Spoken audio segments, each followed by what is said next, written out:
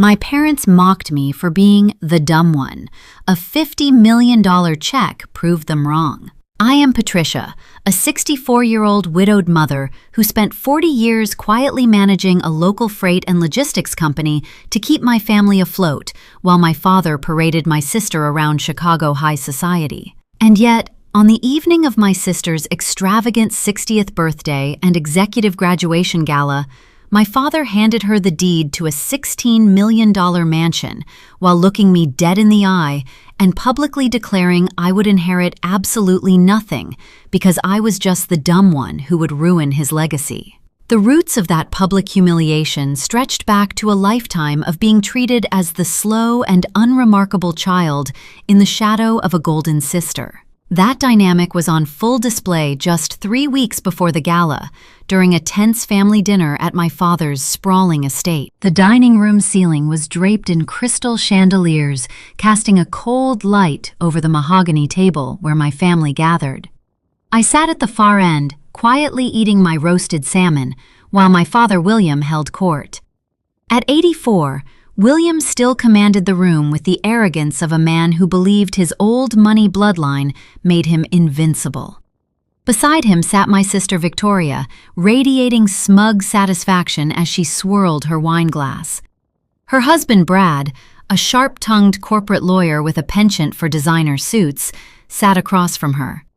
Victoria was holding the entire table hostage with a monologue about her upcoming graduation.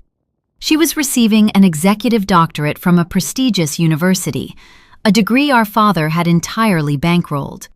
She spoke endlessly about the networking opportunities, the elite circles she was now navigating, and the sheer brilliance required to complete her dissertation. Brad nodded along, hanging on her every word before his eyes darted down the table to land on me. He stared at my hands resting near my plate. My hands were calloused, the nails kept short and unpolished, a stark contrast to Victoria's perfect French manicure. Brad chuckled, a dry sound that immediately silenced the room. He pointed his fork at me and smiled tightly. He asked if I was still running that little truck dispatch thing out in the suburbs. He said it must be exhausting dealing with sweaty drivers all day while Victoria was shaping the minds of tomorrow. He added that it was a good thing I never tried for a real degree, since I clearly found my ceiling early in life. My father let out a booming laugh.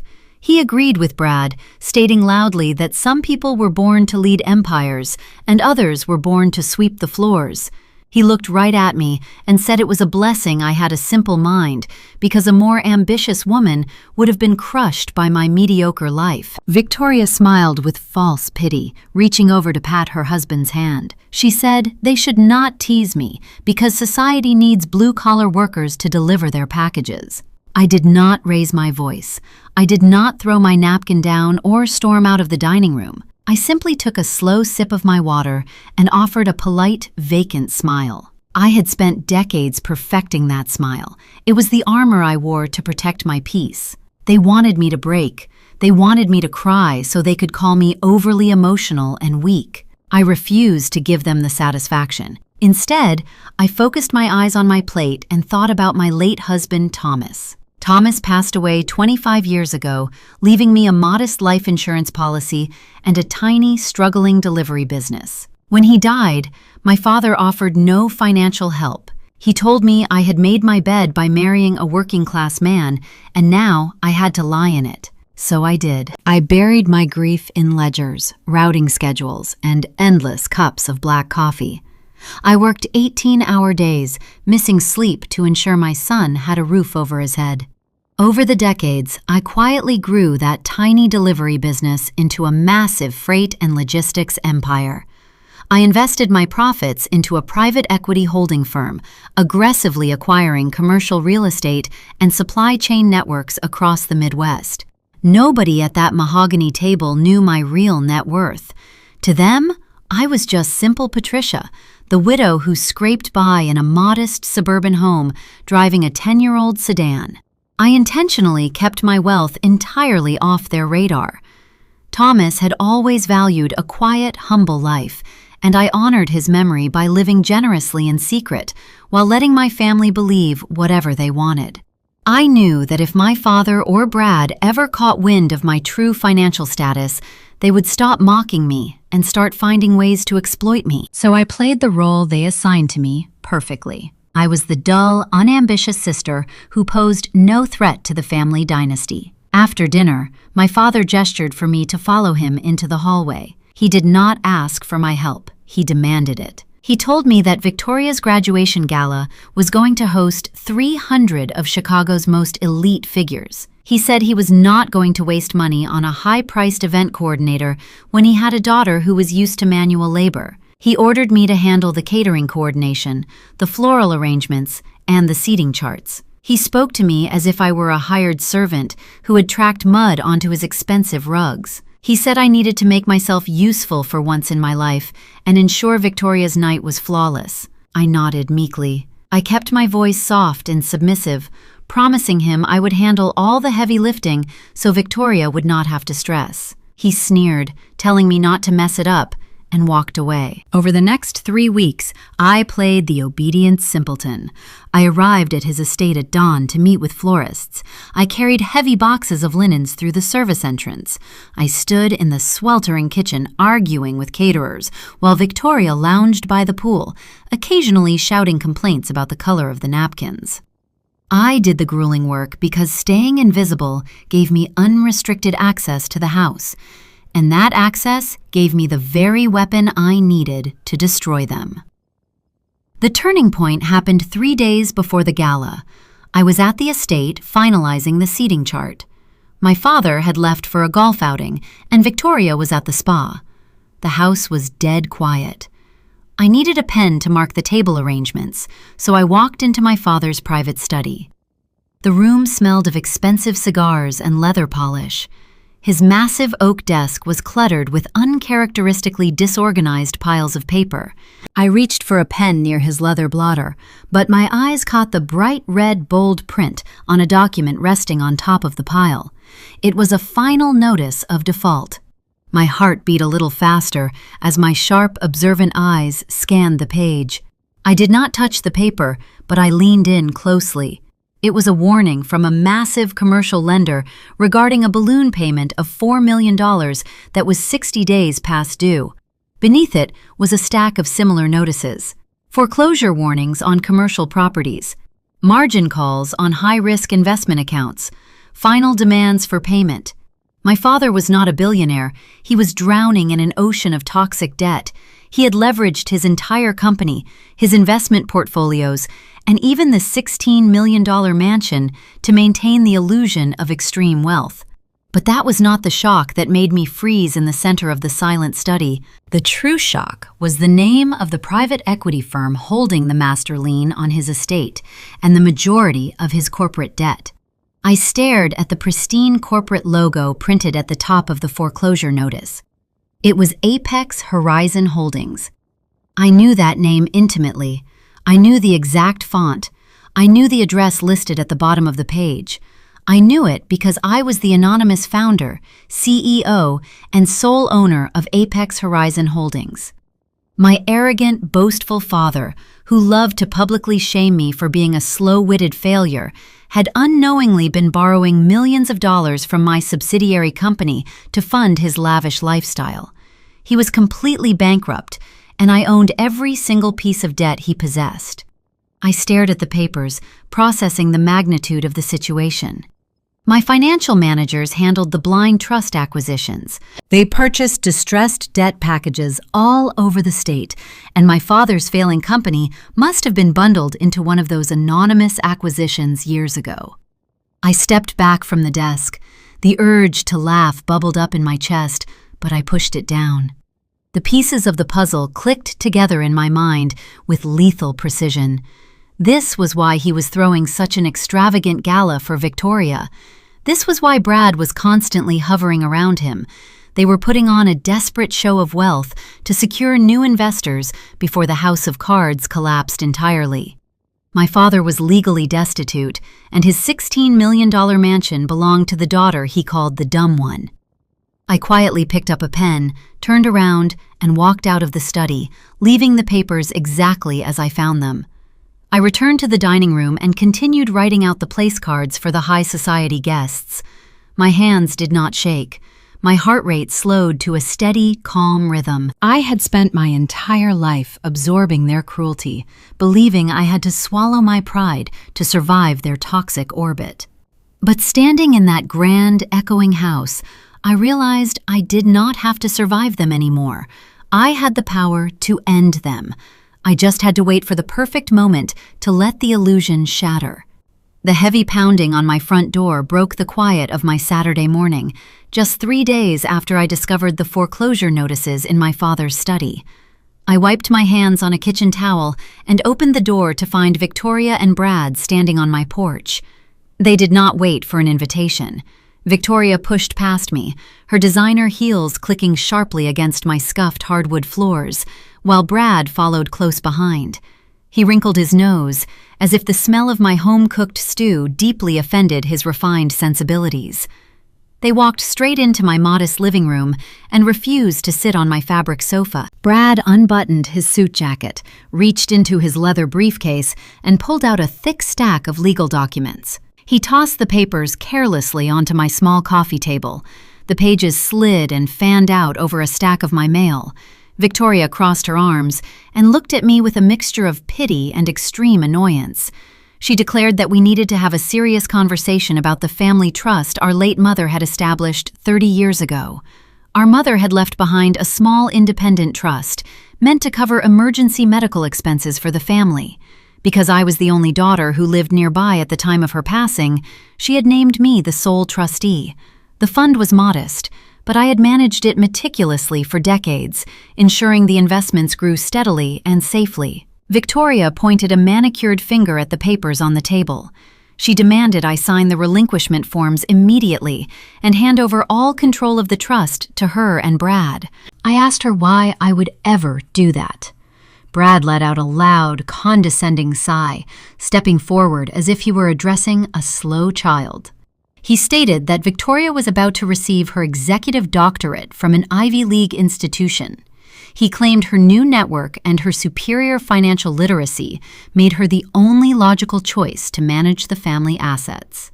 He added that the current market required a sophisticated understanding of wealth management, not the basic arithmetic of a glorified truck dispatcher. Victoria nodded in eager agreement. She told me I had done a cute job keeping the ledger balanced, but it was time for the adults to take over. She said I clearly did not understand how high-yield investments worked, seeing as I still lived in a house that looked like it belonged in the 1970s. She promised to give me a small stipend from the trust for my cooperation, provided I signed the papers that very minute. I looked at the documents. I looked at my sister, dressed in head-to-toe couture, and her husband, who was currently billing clients $1,000 an hour to be a corporate bully. They were desperate. The pieces fit together perfectly in my mind.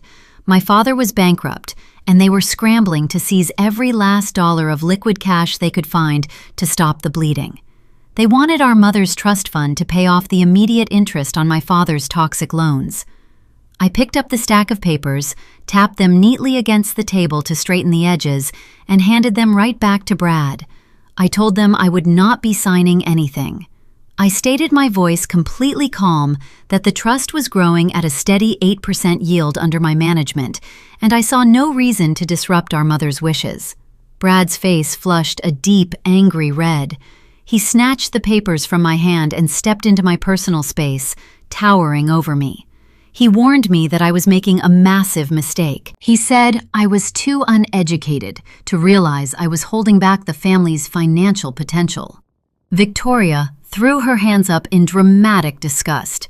She screamed that I had always been stubbornly ignorant and that my refusal to step aside was a pathetic attempt to feel important. I opened my front door and stood beside it. I politely asked them to leave my house before my home cooking ruined their expensive clothes. Brad shoved the papers back into his briefcase, muttering curses under his breath, and marched out to their luxury car. Victoria lingered in the doorway for one brief second.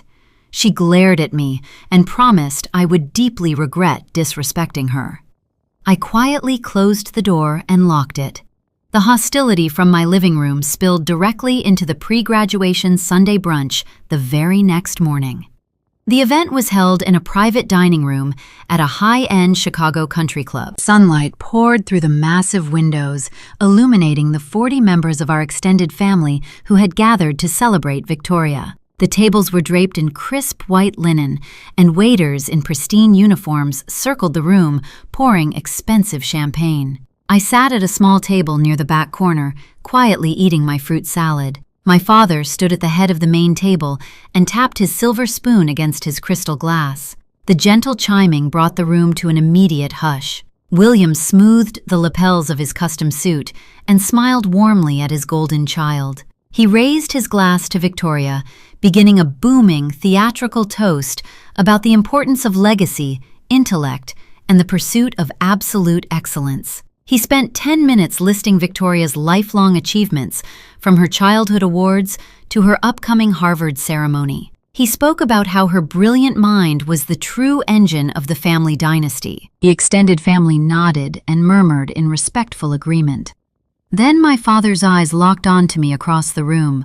The warmth in his expression vanished, replaced by a sharp, calculating gleam.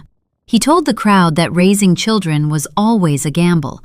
He gestured toward me with his champagne flute and declared that the family desperately needed Victoria to secure an Ivy League doctorate because someone had to balance out the gene pool. He said it was a heavy burden for Victoria to carry the intellectual weight of the entire family, especially since her sister had peaked by barely surviving community college math. The dining room erupted into a chorus of chuckles. Aunts and uncles I had known my whole life covered their mouths to hide their smirks. Brad leaned back in his chair and laughed openly, raising his glass in my direction in a mocking salute. Victoria smiled modestly and told our father to stop teasing me, repeating her usual line that society always needed someone to handle the manual labor so the brilliant minds could focus on changing the world. I sat perfectly still. I did not drop my gaze, and I did not let a single emotion cross my face. I placed my fork neatly on the edge of my plate and took a sip of my sparkling water. The humiliation hung heavy in the air, thick and suffocating, designed to crush my spirit and remind me of my lowly place. They waited for me to flush with embarrassment. They wanted me to shrink into my chair or run out of the room in tears. I gave them absolutely nothing. I absorbed the cruel joke with the serene composure of a woman who knew exactly how this story would end. I watched my father bask in the laughter of his wealthy peers, entirely unaware that the suit he wore, the champagne he drank, and the very country club membership he flaunted were all being financed by the community college failure sitting in the corner. I let them have their moment of petty superiority.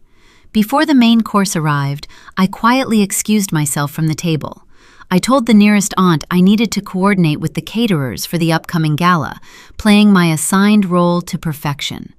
I slipped out the heavy wooden doors of the dining room and walked down the quiet, carpeted hallway of the country club. I retrieved my keys from the valet, tipping him generously, and got into my 10-year-old sedan. I drove out through the wrought iron gates of the club, rolling up the windows to block out the noise of the city. I pulled into a secure parking structure a few miles away, put the car in park, and pulled out my encrypted mobile phone. I dialed the direct line to my chief financial officer, Michael. He answered on the first ring, his voice buzzing with barely contained excitement. Michael informed me that the ink had just dried on our latest acquisition. My holding firm had officially closed a massive corporate buyout of a tri-state commercial logistics network. The deal was worth over $400 million in assets. It was a strategic masterstroke that effectively doubled our operational capacity across the Midwest. I congratulated Michael on his exceptional negotiation skills and authorized the immediate transfer of the acquisition bonuses for his entire team. After we concluded the celebratory portion of the call, my tone shifted to business. I asked Michael for a status update on the distressed debt portfolio we had acquired blindly 3 years ago. I asked specifically about the real estate liens connected to my father's company. Michael's voice sobered instantly. He pulled up the files and confirmed what I had discovered in the study. He told me that Williams' holding company was in catastrophic freefall. They had missed 3 consecutive balloon payments. The grace period on the $16 million mansion had expired 2 days ago. Michael asked if I wanted to authorize a standard extension, given the personal connection. He reminded me that as the anonymous majority shareholder, I had the sole authority to either grant my father clemency or initiate the final asset seizures. I sat in the quiet of my old car, thinking about the laughter echoing in the country club dining room. I thought about Brad calling me a glorified truck dispatcher. I thought about my father publicly declaring I was a genetic disappointment. My late husband Thomas had always warned me that pride was a poison that blinded men to their own vulnerabilities. He had taught me to build my wealth in total silence and to strike only when the opponent had exhausted their resources. I instructed Michael to deny any requests for extensions. I told him to authorize the legal department to proceed with the immediate foreclosure of the estate and the aggressive liquidation of all corporate collateral. Michael paused for only a second before confirming the orders. He promised the filings would be pushed through the courts by Monday morning. I hung up the phone and rested my hands on the steering wheel. I looked at my calloused palms, the same hands they had mocked just an hour ago. My father was driving his own company into silent ruin because he was too arrogant to see the reality of his own failures. He had chosen his golden child to carry his legacy, completely blind to the fact that his discarded daughter already owned the ground he walked on. I put the car in drive and pulled out of the garage, ready to return to my modest home and let the trap snap shut. The floral delivery van idled smoothly in the circular driveway of the sprawling North Shore estate early the next morning, as I hauled 3 massive crates of white hydrangeas up the marble front steps. My father had demanded these specific imported blooms for Victoria's graduation gala, insisting the house look like a botanical garden to impress his high society guests. I carried the heavy wooden crates one by one through the grand double doors, my sensible rubber-soled shoes making no sound against the imported Italian tile of the foyer. The sprawling mansion was unusually empty. My father had dismissed the housekeeping staff for the entire week, claiming he did not want anyone interfering with the event preparations. Now I knew the real reason behind his sudden desire for privacy. He could no longer afford their weekly payroll. I arranged the tall glass vases along the entryway console and gathered the final bundle of loose stems to bring into the dining room. As I moved past the heavy oak doors of his private study, a sharp, panicked voice stopped me dead in my tracks. The door was cracked open just an inch, allowing the tense conversation inside to spill out into the quiet hallway. My father was pacing the length of his antique Persian rug, his usually booming baritone voice cracking with sheer desperation. He slammed a thick stack of bank statements onto his leather desk and shouted that the bridge loans were fully exhausted. He told Victoria and Brad that the primary private equity firm was refusing any further extensions on his commercial debt. He practically choked on his words as he confessed that the entire $16 million estate was going into foreclosure by the end of the month. Victoria let out a high-pitched gasp that sounded like a wounded animal. She grabbed the edge of a velvet wingback chair and demanded to know how this was even possible. She screamed that her graduation gala was going to be attended by the most elite families in Chicago, and that she would be utterly ruined if they arrived to find a bank notice taped to the front gates. She pointed a trembling finger at our father and accused him of lying to her about the family wealth. My father fired back, his face red with defensive rage, shouting that he had drained his final liquid accounts to pay for her extravagant Ivy League doctorate program. He told her the company logistics fleet had been operating at a massive loss for 5 years, and the aggressive expansion he attempted had completely wiped out his cash reserves. The panic in his voice echoed through the narrow gap in the door, painting a vivid picture of a man realizing his kingdom had already crumbled to dust. Brad stepped in between them, holding up both hands to stop the screaming match. He adjusted his expensive silk tie and told them both to lower their voices before the catering staff overheard them. He said panicking would not satisfy the creditors, but a rapid injection of untraceable cash absolutely would. Brad walked over to the mahogany bar cart, poured himself a glass of sparkling water, and leaned against the wood paneling with the calm, predatory demeanor of a corporate lawyer who solved problems by destroying people. He took a slow sip and told my father that they did not need to find a new investor. He said they already had a perfectly viable, untapped asset sitting quietly in the suburbs.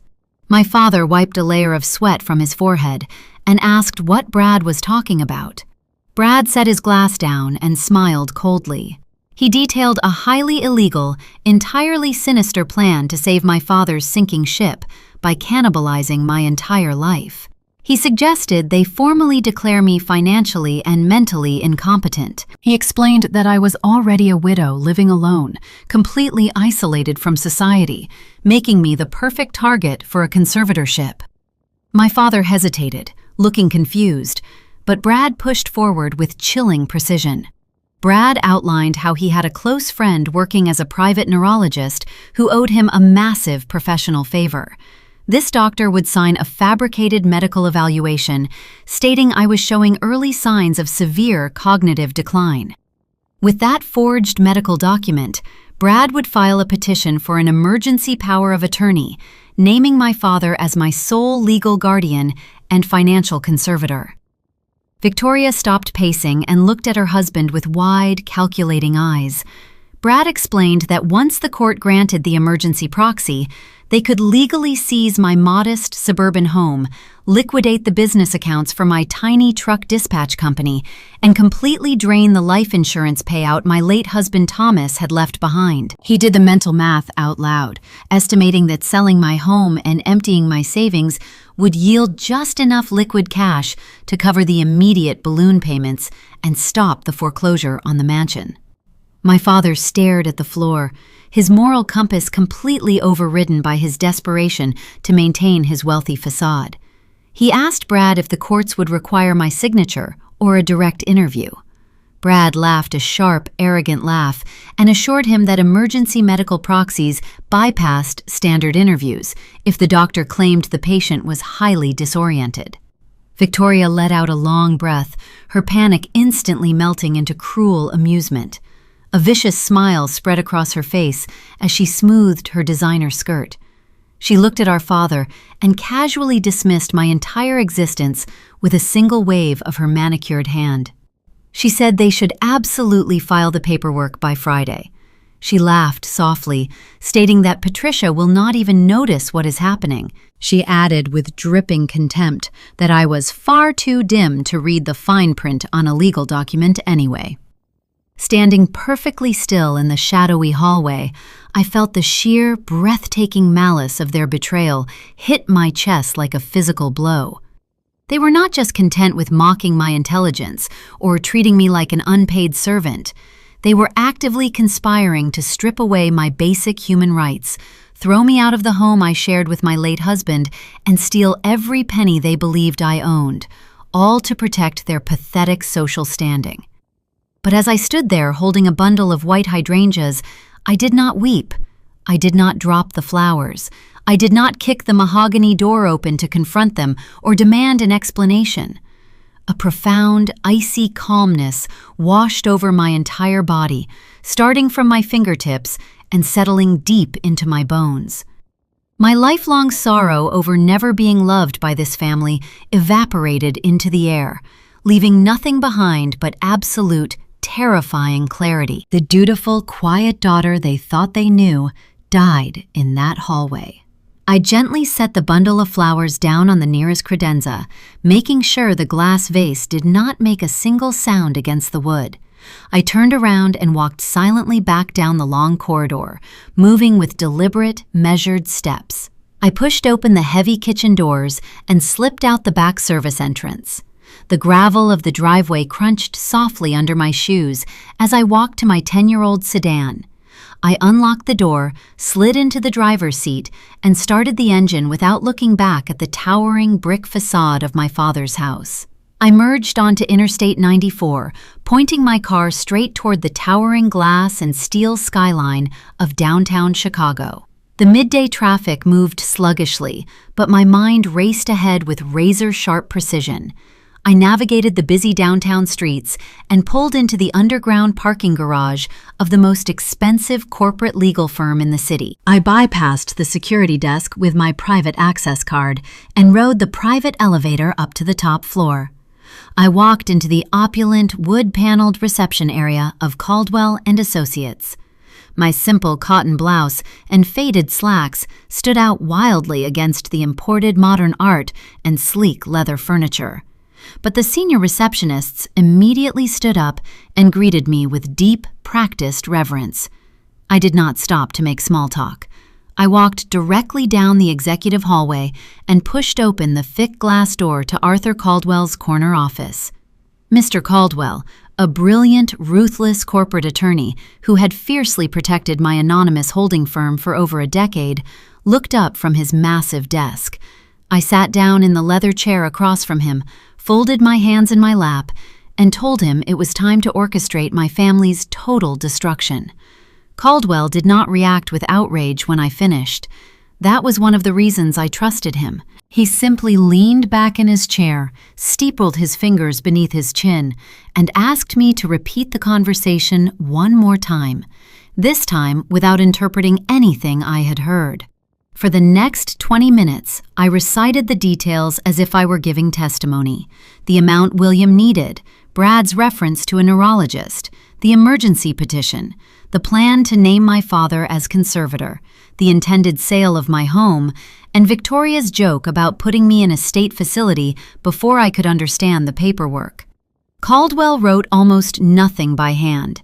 Instead, he dictated a short list of names and dates into an encrypted recorder, then pressed a button on his desk and asked his senior litigation assistant to close the office to all visitors. The door clicked shut behind her. He told me that anger was useful only if it could be converted into evidence. If Brad was merely talking, we had a threat. If he had already submitted false medical records to a court, we had something much more serious. I told him I wanted no warning sent to my family. I did not want William suddenly discovering parental affection because a lawyer had called him. I did not want Victoria deleting messages or Brad coaching the neurologist. Caldwell gave a slow nod. He understood exactly what I meant. He said the best response would be quiet, fast, and documented so thoroughly that no one could later pretend this had been a misunderstanding. Then he turned one of the monitors on his desk toward me and signed into a secure case system. My father believed intelligence was a diploma framed in mahogany and hung beneath expensive lighting. Caldwell and I spent the next hour proving that intelligence was sometimes nothing more glamorous than knowing where to look, what to preserve, and when not to speak. The first thing we examined was William's debt. I already knew Apex Horizon Holdings appeared on the foreclosure notice, and Michael had confirmed that my company controlled part of the distressed portfolio, but I had never personally traced every instrument connected to my father's business. I had deliberately kept family matters outside my daily investment decisions. The distressed debt team operated through blind acquisition structures precisely so my private life could not influence commercial judgment. Caldwell opened a secured data room and pulled up the complete chain. One loan led to another, then another. A commercial revolving line secured by the logistics fleet, a mortgage on 2 warehouse properties, a personal guarantee tied to William's investment accounts, a bridge loan taken during a failed expansion, and finally, the enormous mortgage against the North Shore estate. The numbers were worse than the papers in the study had suggested. William had not experienced one bad year. He had been refinancing failure for nearly a decade. Every time revenue slipped, he borrowed against another asset to protect the appearance of success. Every time Victoria wanted tuition, a new car, a charitable table, or another social event, he found another lender. Eventually, the safer banks had stopped extending credit, and the debt had been packaged and sold. 3 years earlier, Apex had acquired the controlling position through a distressed commercial portfolio without my name ever appearing on the transaction. Caldwell enlarged the ownership chart on the screen. When he reached the final page, even I felt a cold astonishment. Apex did not merely hold one lien. Through 3 subsidiaries, we controlled the senior debt on the company, the master lien on the mansion, and enough of the remaining secured obligations to determine the timing of almost every meaningful enforcement action. My father had spent years boasting that I lacked the mind to understand finance, while sending interest payments into companies I owned. I asked Caldwell the question that mattered. If I had done nothing, how long would William have lasted? He studied the maturity schedule and said, at best, a few weeks. The business had no working capital left, vendor confidence was collapsing, and one missed payroll could have triggered a cascade of lawsuits. I looked through the glass wall of his office at the skyline and felt something unexpected. Not triumph, but sadness. For 3 years, my companies had unknowingly given my father more time than he deserved.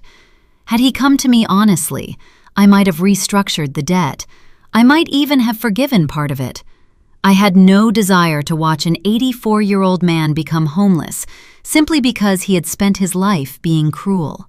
But there was a difference between mercy and surrender.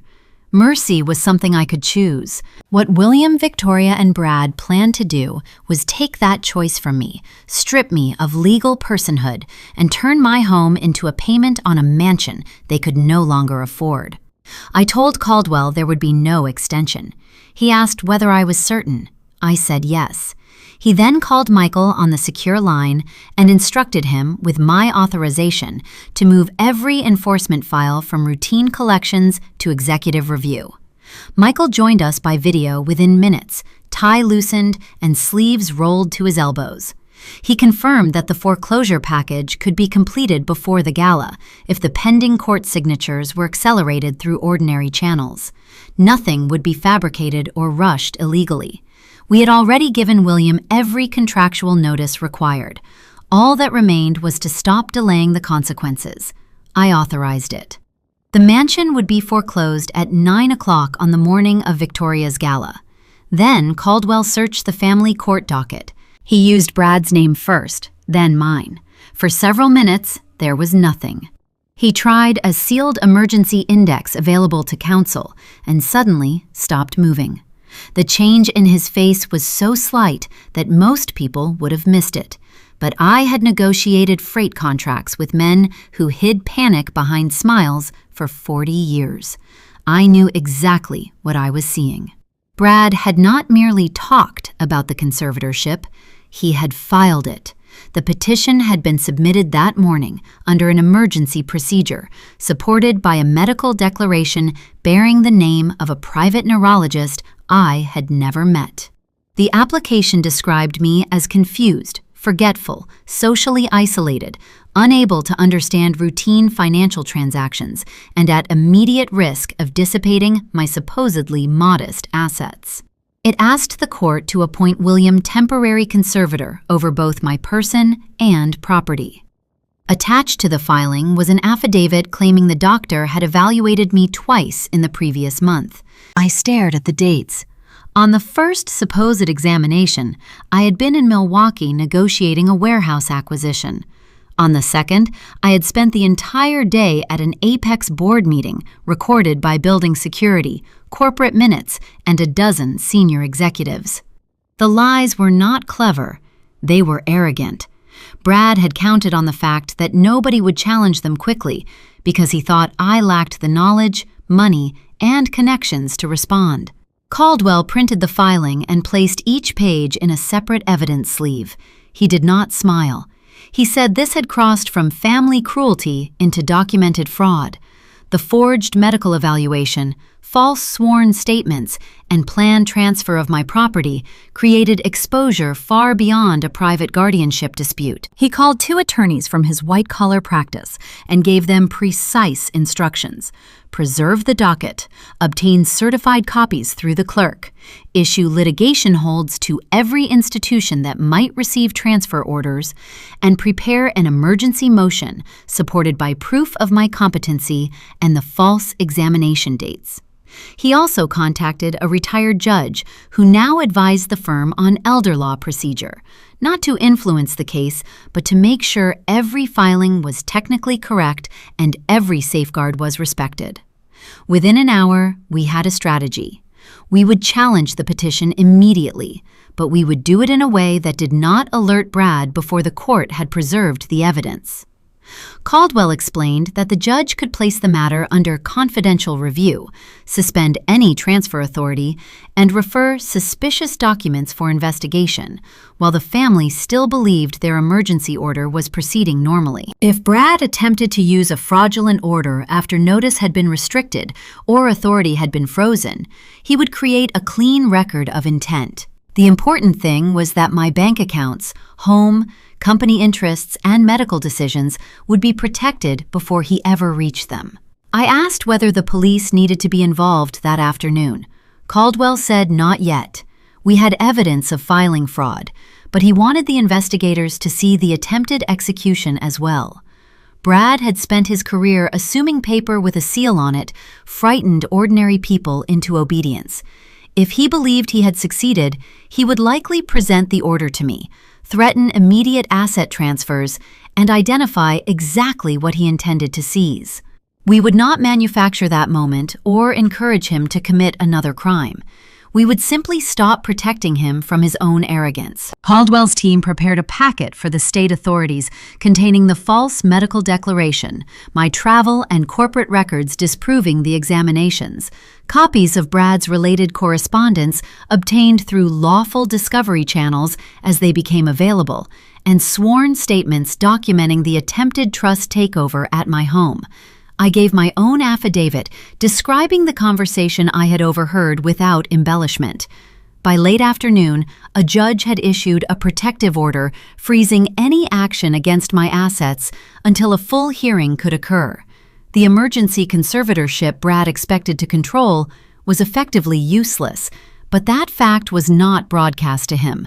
The court also directed that any attempt to use the disputed paperwork for transfers be preserved and reported. Caldwell looked across his desk and said, almost gently, that my family had built a trap for me and stepped into it themselves. I told him not to call it a trap. A trap suggested we had lured them somewhere. We had done nothing but protect my rights. Whatever they did next would be their own choice. By early evening, the legal plan had become almost surgical. Michael would handle the corporate side. Apex would complete foreclosure at 9 on gala morning, and a regional bank director familiar with the debt package would personally carry the certified notices to the estate that evening. Caldwell would attend as my counsel, with certified copies of the court filings and evidence of the fraudulent conservatorship. 2 state troopers would be present, pursuant to the developing investigation, but they would not interrupt the party unless Brad or Victoria gave them a lawful reason. I disliked the theatrical quality of bringing law enforcement into a ballroom, yet Caldwell reminded me that my family had chosen the ballroom as the place where they intended to dispossess me. Their plan was not private. They wanted to humiliate me first, then remove me. If the consequences arrived in front of the same witnesses, that was not spectacle we had created. It was simply the location they had selected for the final act. I agreed on one condition.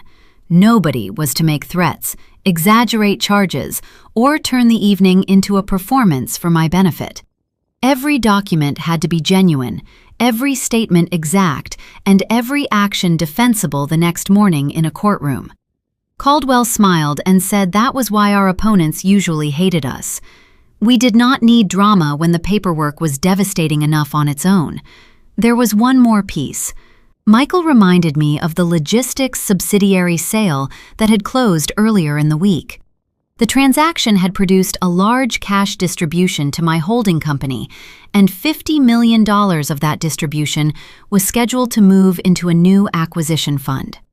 Caldwell suggested converting that amount into a certified cashier's check payable to me personally for the gala.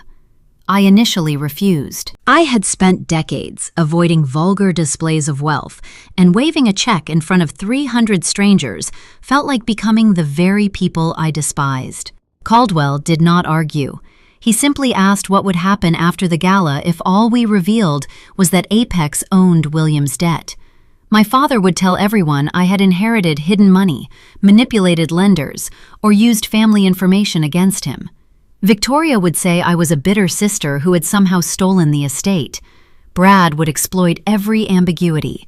A certified check from an unrelated, completed corporate sale, supported by closing documents and projected on the ballroom screens, would establish in seconds that my wealth existed independently of William and had been created through my own company. It would destroy the central lie my family had used to justify everything they did to me, that I was incapable, dependent, and financially insignificant. I sat quietly with that thought. Finally, I agreed. The check would not be a trophy. It would be evidence.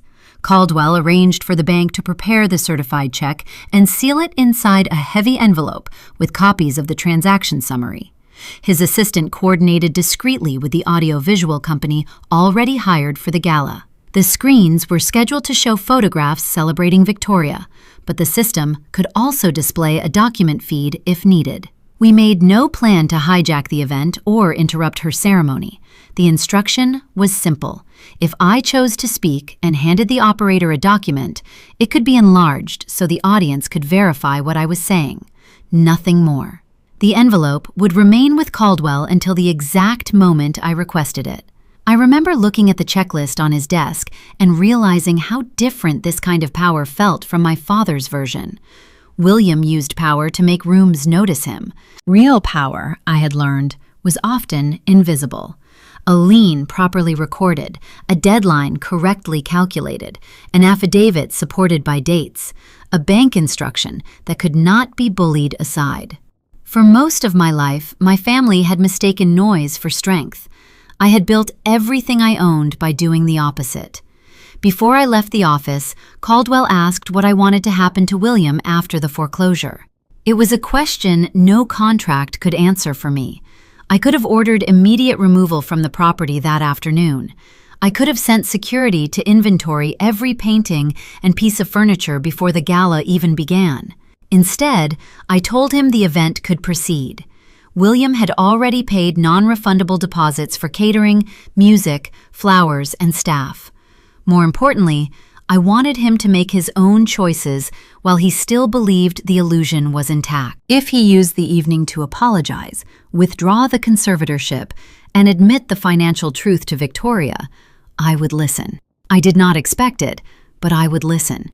If he did what he had always done, use wealth, status, and public humiliation as weapons, then the consequences would arrive without me needing to add anything. Caldwell looked at me for a long moment and said that was more mercy than William had shown me. I stood, buttoned my plain cotton jacket, and told him mercy was not the same as rescue. Then I left the tower and drove home through the early evening traffic with no music playing. For the first time in days, my mind was quiet. The following afternoon, I returned to the mansion for the final planning meeting. I carried a clipboard, wore comfortable shoes, and entered through the service door exactly as my family expected. William was in the ballroom arguing with a lighting contractor about the angle of the chandeliers. Victoria stood near the stage with 3 garment bags draped over a chair, directing decorators to move flower arrangements by inches. Brad was at a side table typing rapidly on his phone. The moment he saw me, he locked the screen and turned it face down. I pretended not to notice. Victoria immediately handed me a list of errands and complained that I had ordered the wrong shade of ribbon for the dessert table. I apologized and asked whether she wanted ivory or champagne. She stared at me as if the distinction should have been obvious to a child. Then she looked me over slowly and said there was another problem: my clothes. She said I could not possibly attend her gala in anything that made people think I was a member of the family. She wanted me in a plain black dress with no jewelry, no bright scarf, and no heels. Her exact words were that I needed to blend in with the catering staff. Brad laughed without looking up from his phone. I smiled and told her black would be fine. That answer seemed to disappoint her. She had expected resistance, or at least embarrassment. She stepped closer and warned me not to introduce myself to any of the judges, corporate executives, or senior partners from Brad's firm. If anyone asked who I was, I should say I was helping with the event. William overheard and approved the instruction.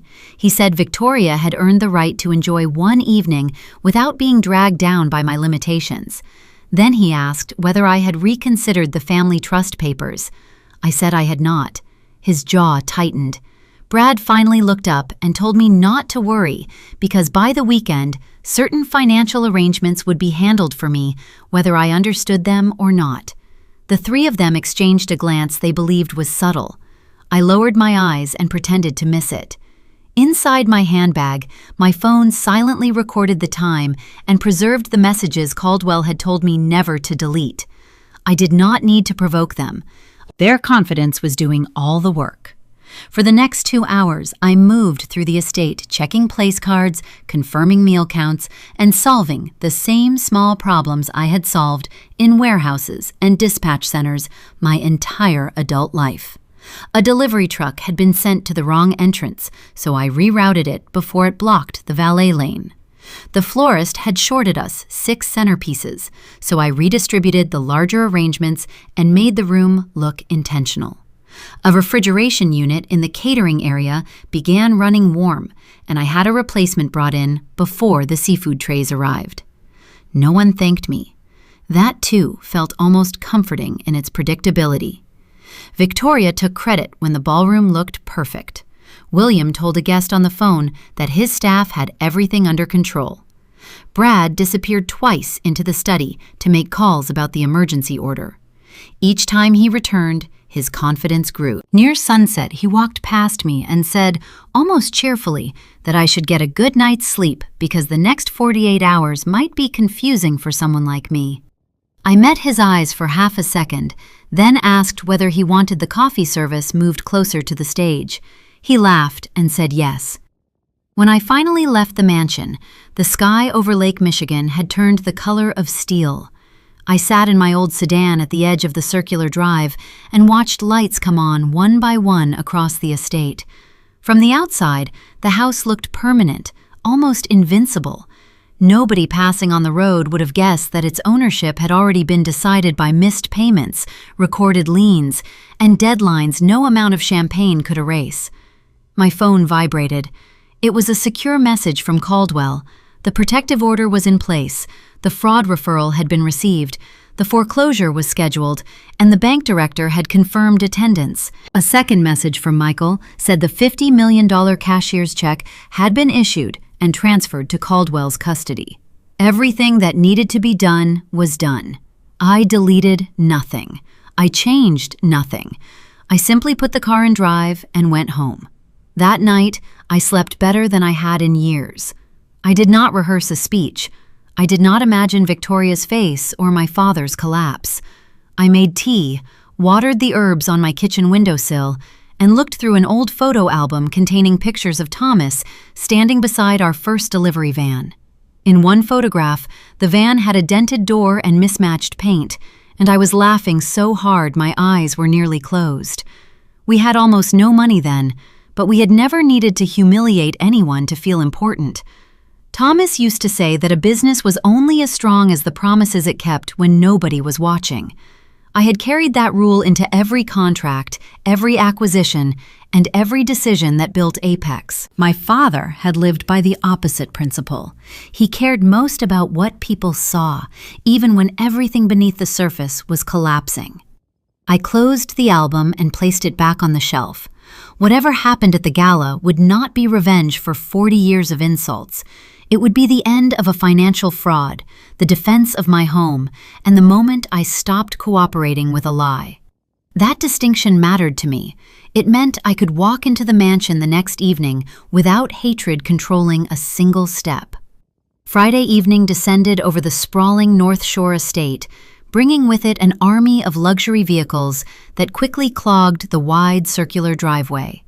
Valets in perfectly pressed white shirts and black bow ties sprinted furiously back and forth, taking keys from 300 of Chicago's most influential corporate executives, federal judges, and high society fixtures. Inside the cavernous grand ballroom, a live string quartet played elaborate classical pieces, while hired bartenders stood behind polished marble counters, pouring $1,000 bottles of champagne into towering pyramids of crystal flutes. I walked through the heavy wooden service entrance wearing the plain black dress Victoria had explicitly ordered me to purchase for the occasion.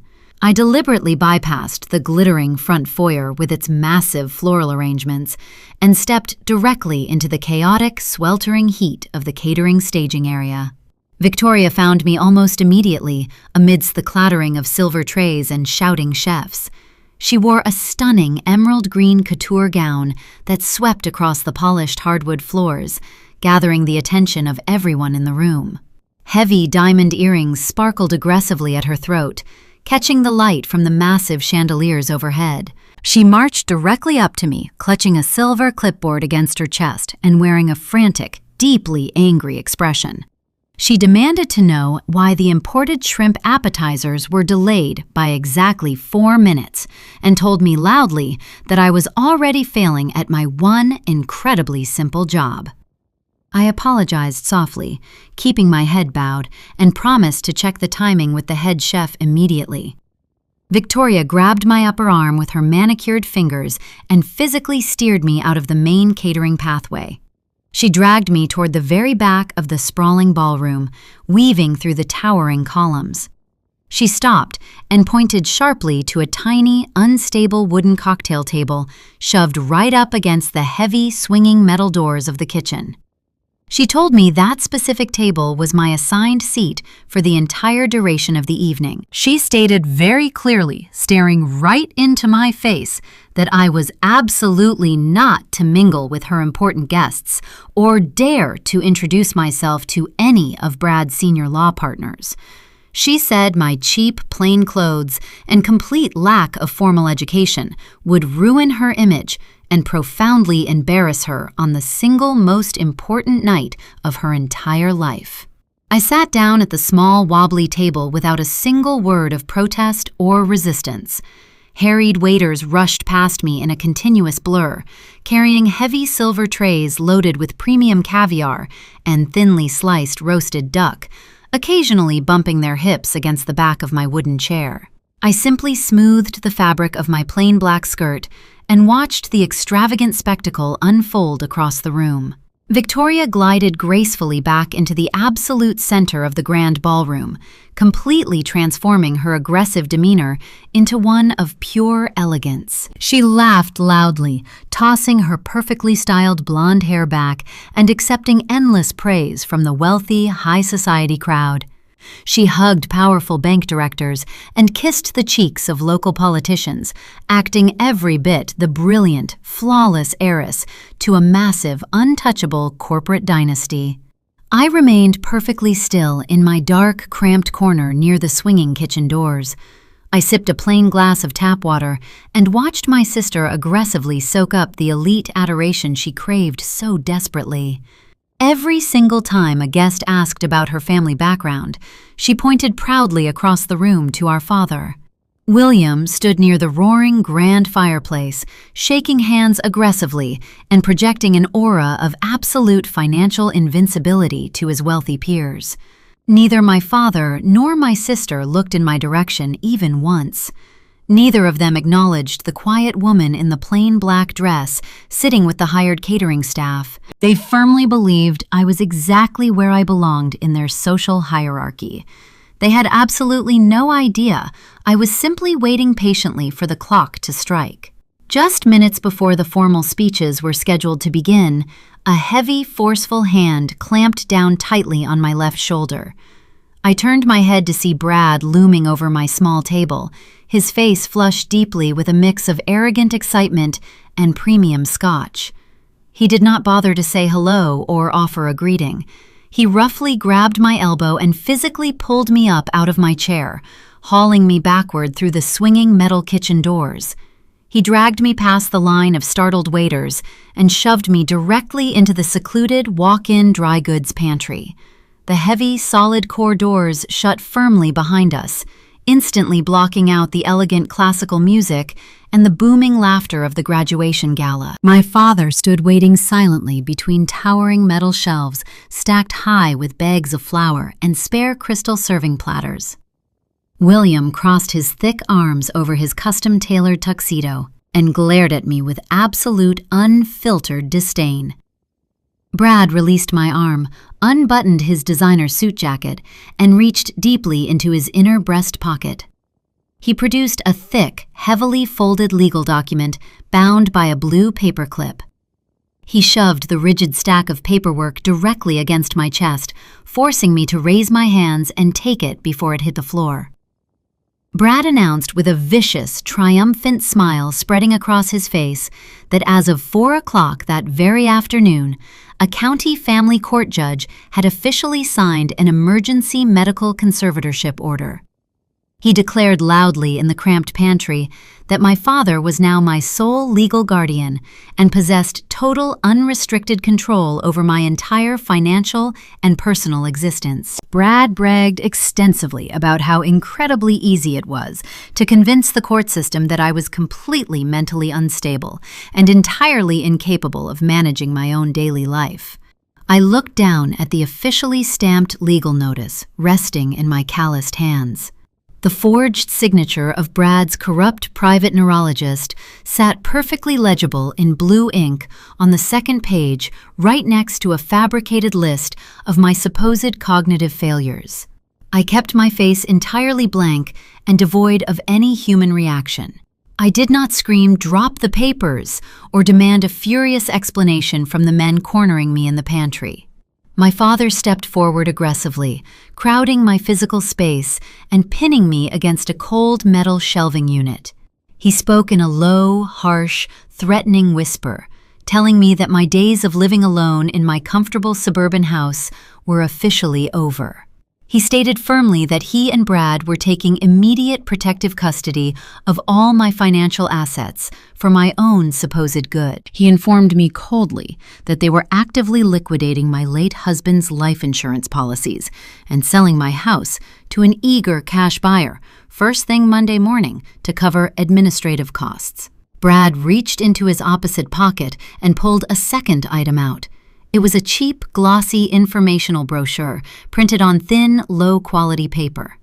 He flicked the pamphlet forcefully onto the metal shelf right in front of my face. The cover displayed a highly faded photograph of a dilapidated, low-income state-run nursing facility located 3 hours outside the Chicago city limits. Brad told me, pointing his finger at my face, that I had exactly 48 hours to pack whatever personal items fit into 2 small suitcases. He said a specialized medical transport van would arrive at my house on Sunday morning to physically relocate me to the secure lockdown ward of that specific facility. He warned me, stepping even closer, that if I resisted the transfer in any way, he would have the medical transport order brutally enforced by the local police department. Victoria suddenly pushed open the pantry door and stepped inside the cramped space, bringing the scent of expensive perfume with her. She looked down at the cheap facility brochure resting on the metal shelf and let out a cold, deeply satisfied laugh. She told me the state-run facility was perfectly suited for someone of my limited, uneducated mental capacity.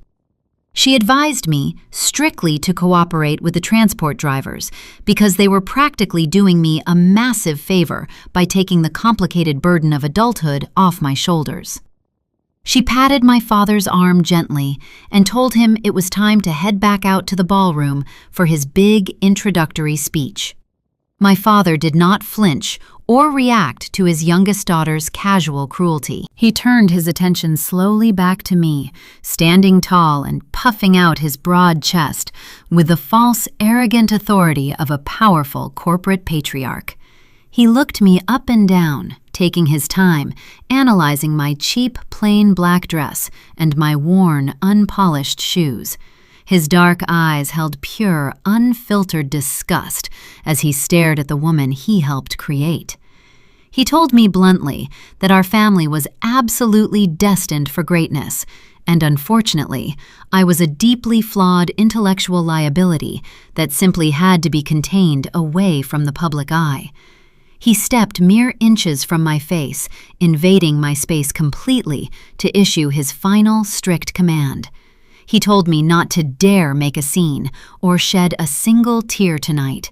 He spoke slowly, separating every single syllable, as if he were trying to communicate basic instructions to a deeply confused stray animal. He said I had always been terribly slow to grasp complex concepts, but I needed to try very hard to understand that this aggressive legal action was ultimately for the greater good of the entire family. He claimed boldly that he was sacrificing my personal freedom merely to ensure the survival of his massive business empire and to protect Victoria's brilliant future. He ordered me to walk back out, sit quietly at my tiny wooden table by the kitchen doors, and clap enthusiastically when my sister took the stage to accept her inheritance. Brad checked his glowing smartphone screen and smirked, pointing out loudly that the 300 elite guests were growing restless, waiting for the main event to begin. Victoria adjusted her heavy diamond necklace, checking her reflection in the glass of the pantry door, and linked her arm tightly through her husband's arm, preparing to walk back out into the glittering, crowded ballroom. They all stopped and looked at me, waiting in the cramped silence for my inevitable emotional breakdown. They fully expected me to fall to my knees right there on the pantry floor and beg them, crying, to let me keep my home. They desperately wanted me to weep hysterically over my late husband's stolen life insurance money. They intensely needed me to verbally confirm my role as the weak, defenseless, pathetic victim they could easily crush under their designer shoes. I did not give them a single tear. I did not give them the satisfaction of a panicked gasp. I slowly reached out and picked up the cheap, glossy nursing home brochure from the cold metal shelf. I ran my thumb over the rough, low-grade paper, feeling the cheap quality of the print against my skin.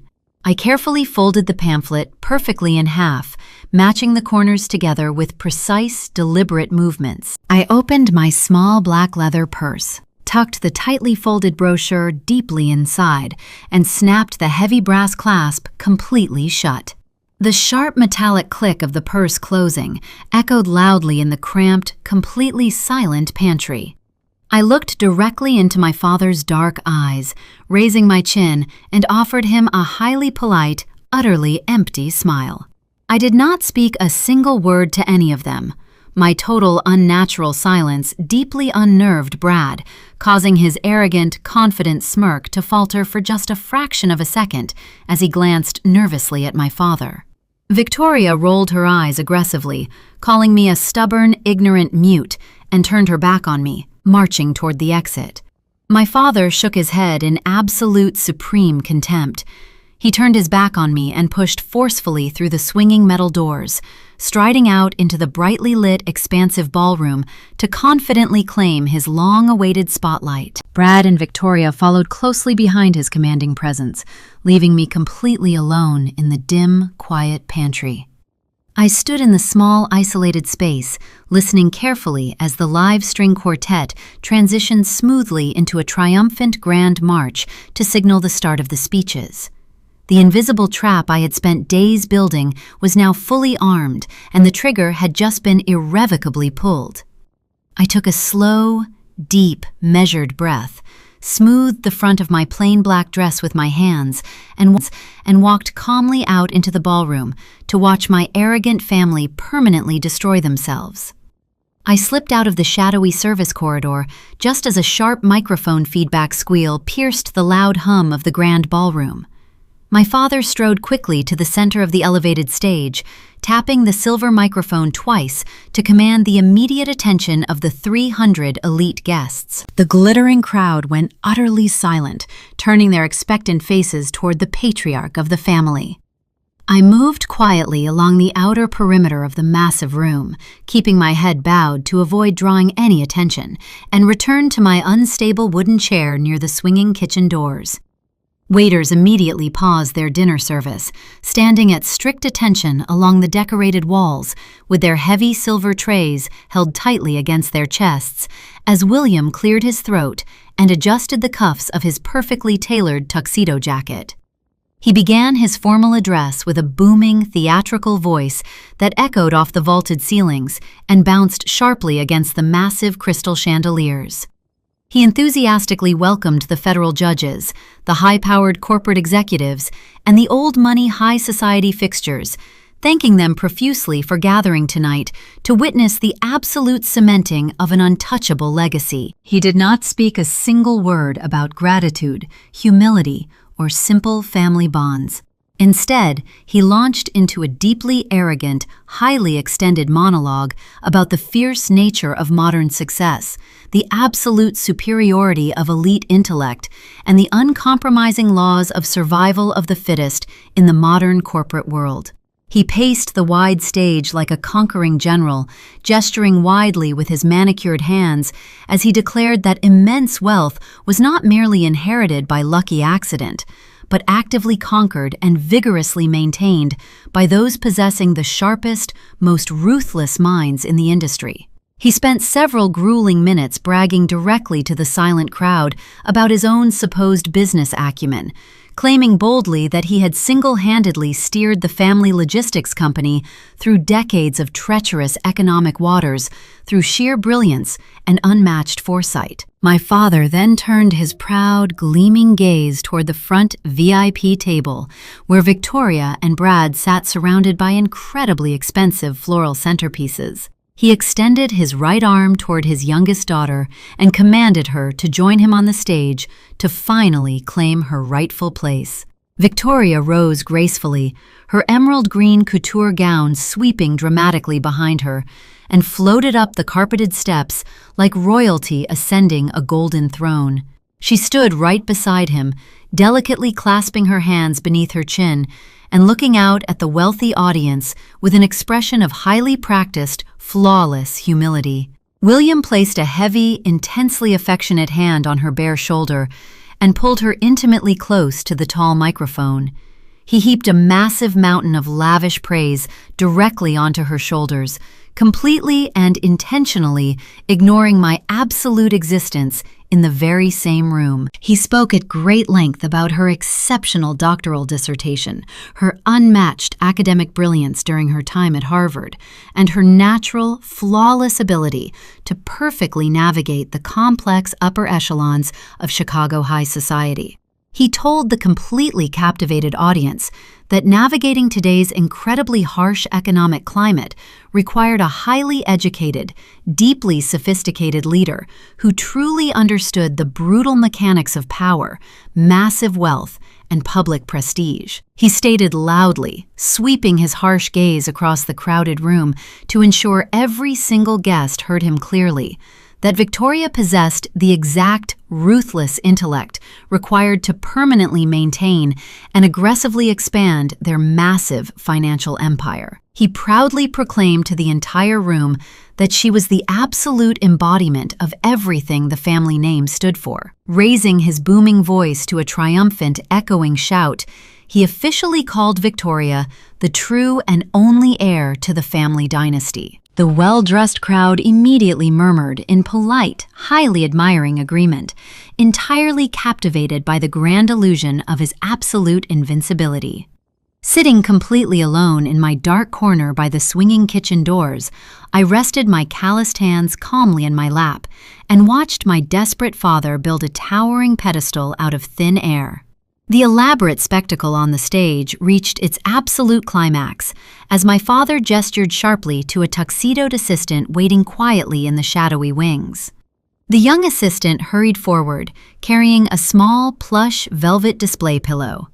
Resting perfectly in the absolute center of the dark velvet was a gleaming silver key fob adorned with the highly recognizable logo of a luxury electric vehicle. Right next to the shiny key fob rested a thick, legally bound document tied securely together with a crisp silk ribbon. The entire massive ballroom leaned forward in their expensive seats, completely mesmerized by the sheer, unadulterated opulence of the impending handover. William picked up the shiny silver key fob and held it high above his head for the entire crowd of 300 people to clearly see. He announced with supreme, unshakable arrogance that a brilliant modern mind required a truly brilliant mode of transportation. He formally presented Victoria with the keys to a brand new, fully loaded Tesla model, parked directly outside the main entrance of the estate. Victoria let out a highly theatrical, breathless gasp, pressing her manicured hands tightly over her mouth in a perfectly exaggerated display of pure, unadulterated shock. My father did not stop the extravagant performance there. He gently set the expensive key fob into her trembling hands and then reached deliberately for the thick, silk-tied legal document resting on the soft velvet pillow. He held the heavy stack of official papers by the edges, his chest swelling visibly with massive, completely delusional pride. He leaned directly into the microphone and declared loudly that a true family dynasty required a permanent, physical fortress to safely house its future elite generations. With a booming voice that rattled the delicate champagne glasses on the nearby tables, William announced that he was legally signing over the physical deed to the massive $16 million mansion we were all currently standing in. He formally declared in front of 300 elite witnesses that Victoria was instantly inheriting the sprawling estate, the expansive manicured grounds, and the absolute entirety of his vast personal wealth. He boldly told the crowd that he was officially passing the torch to the only person intellectually capable of carrying it. He handed the thick deed directly to Victoria, sealing his grand, highly public declaration that she would inherit absolutely everything he owned. Victoria broke down immediately into a spectacular, dramatic performance of fake, joyous tears. She threw her arms tightly around our father's neck, sobbing loudly into the dark lapel of his expensive tuxedo jacket. She grasped the car key fob and the fake property deed tightly against her chest, performing the exact role of the overwhelmed, profoundly grateful golden child to absolute perfection. Down in the front row, Brad stood up quickly from his chair, clapping furiously with a massive, greedy smile plastered completely across his face. The rest of the glittering high society crowd followed his lead instantly. 300 of Chicago's most elite corporate executives, local politicians, and wealthy socialites rose to their feet in perfect unison. The massive ballroom quickly erupted into a deafening, thunderous roar of standing applause. Guests cheered wildly, whistling sharply and raising their expensive crystal champagne flutes high in the air to salute the newly crowned heiress. The sound was incredibly loud, vibrating heavily through the wooden floorboards and rattling the heavy metal doors of the kitchen right behind me. Bright camera flashes fired rapidly from the front rows, capturing the picture-perfect moment of my father handing over his majestic kingdom to his absolute favorite daughter. The sheer intense volume of the standing ovation completely filled the cavernous room, creating a suffocating atmosphere of intense, highly manufactured triumph. I simply sat back comfortably in my rickety wooden chair, completely ignored by the wildly cheering masses, waiting patiently for the final heavy curtain to drop on their magnificent delusion. Just as the thunderous applause hit its absolute deafening crescendo, the celebratory atmosphere in the room violently shattered. The massive, heavy mahogany doors at the very back of the grand ballroom suddenly swung open with a tremendous, booming crash that easily cut right through the cheering crowd.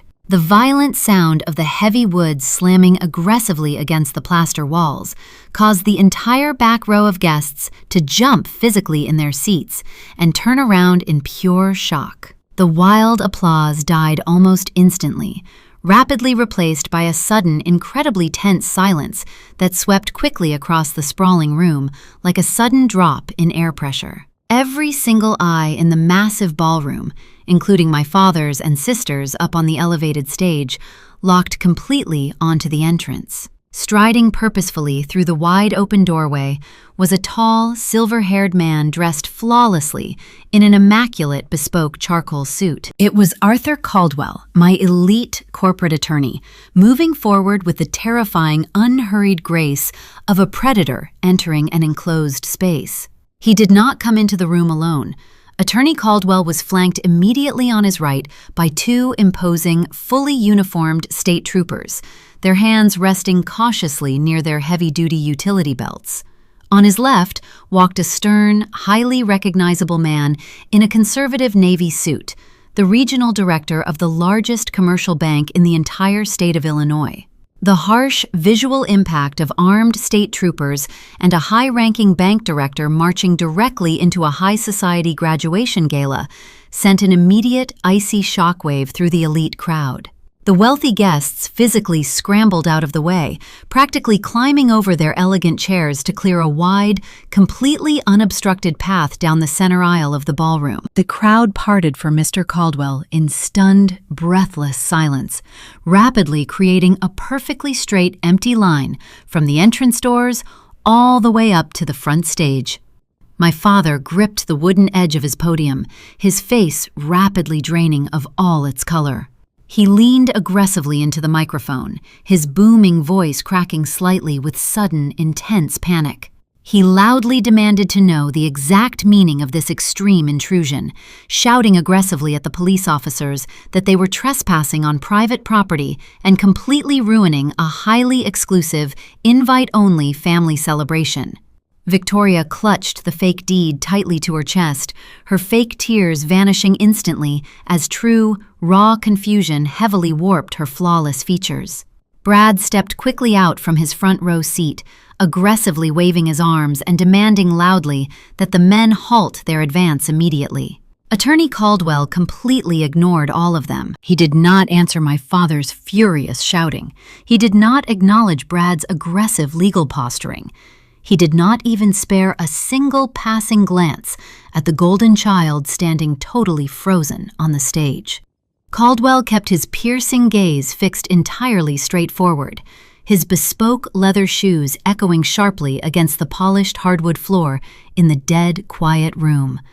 He walked right past the stunned federal judges, past the horrified corporate executives, and past the furiously whispering high society fixtures. He walked straight past William's elevated stage and completely bypassed Victoria's front row VIP table without a second thought. Caldwell did not stop his deliberate march until he reached the very back corner of the sprawling ballroom.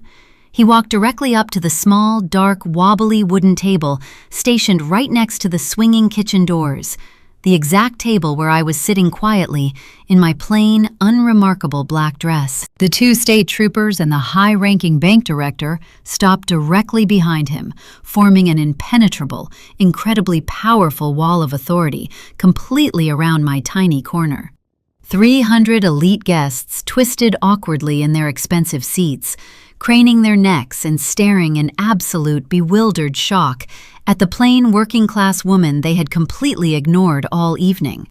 The sudden, aggressive shift in attention was massive and suffocating, completely stripping the bright spotlight away from the stage and focusing it entirely on the invisible, blue-collar daughter sitting casually with the catering staff. I did not shrink under the heavy, highly judgmental gaze of the wealthy crowd. I simply placed my hands flat on the wooden table, looked up calmly at my brilliant attorney, and waited for the execution of my meticulously planned justice to finally begin. The lively music from the string quartet abruptly ceased, leaving the massive ballroom completely devoid of any joyful sound.